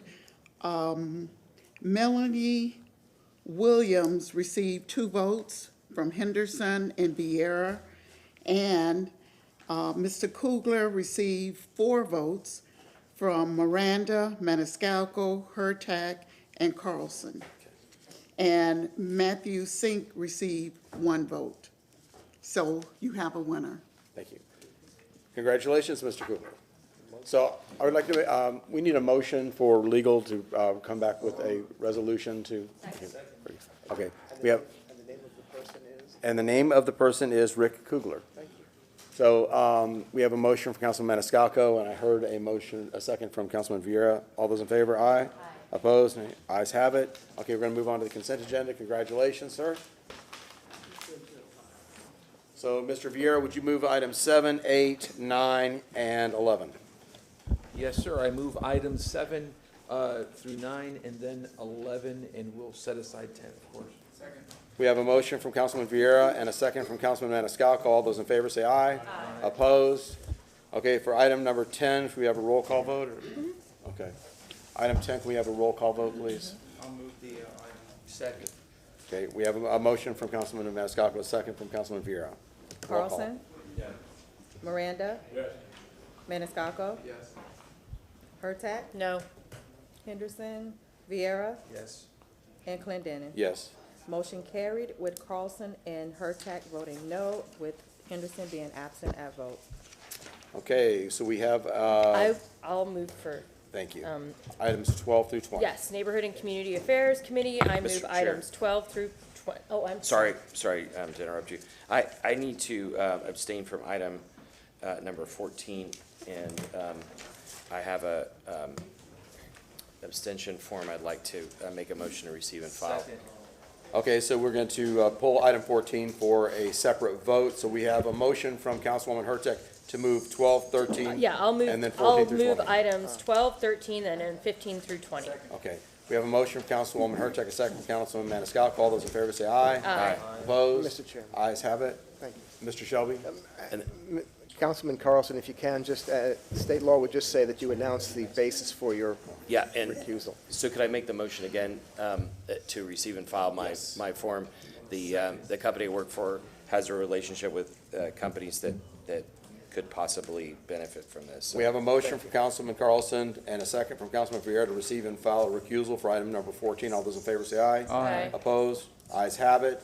Okay, and now we're going to move items 14. So moved. This would be Councilwoman Henderson. Would you like to Yeah, move it? 12 through. Oh, we actually did that, so we just Yeah. need you to move 14. Okay, we pulled 14? Yes. When? Just so I could abstain. Okay, I got you. Yeah. Sorry, I must hit you, baby.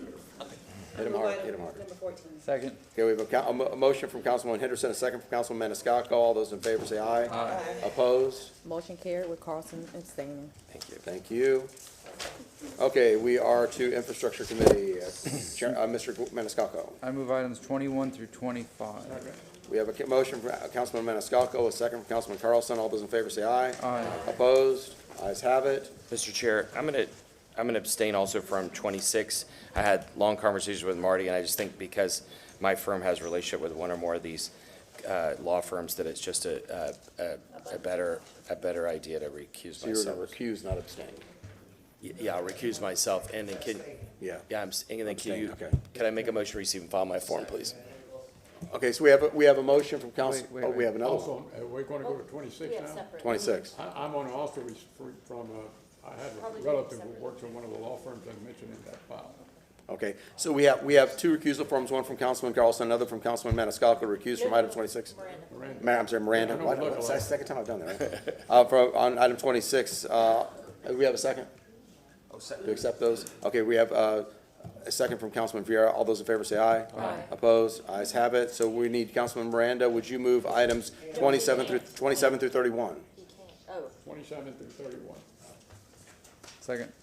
We have a motion from Councilman Miranda, a second from Councilman Maniscalco. All those in favor?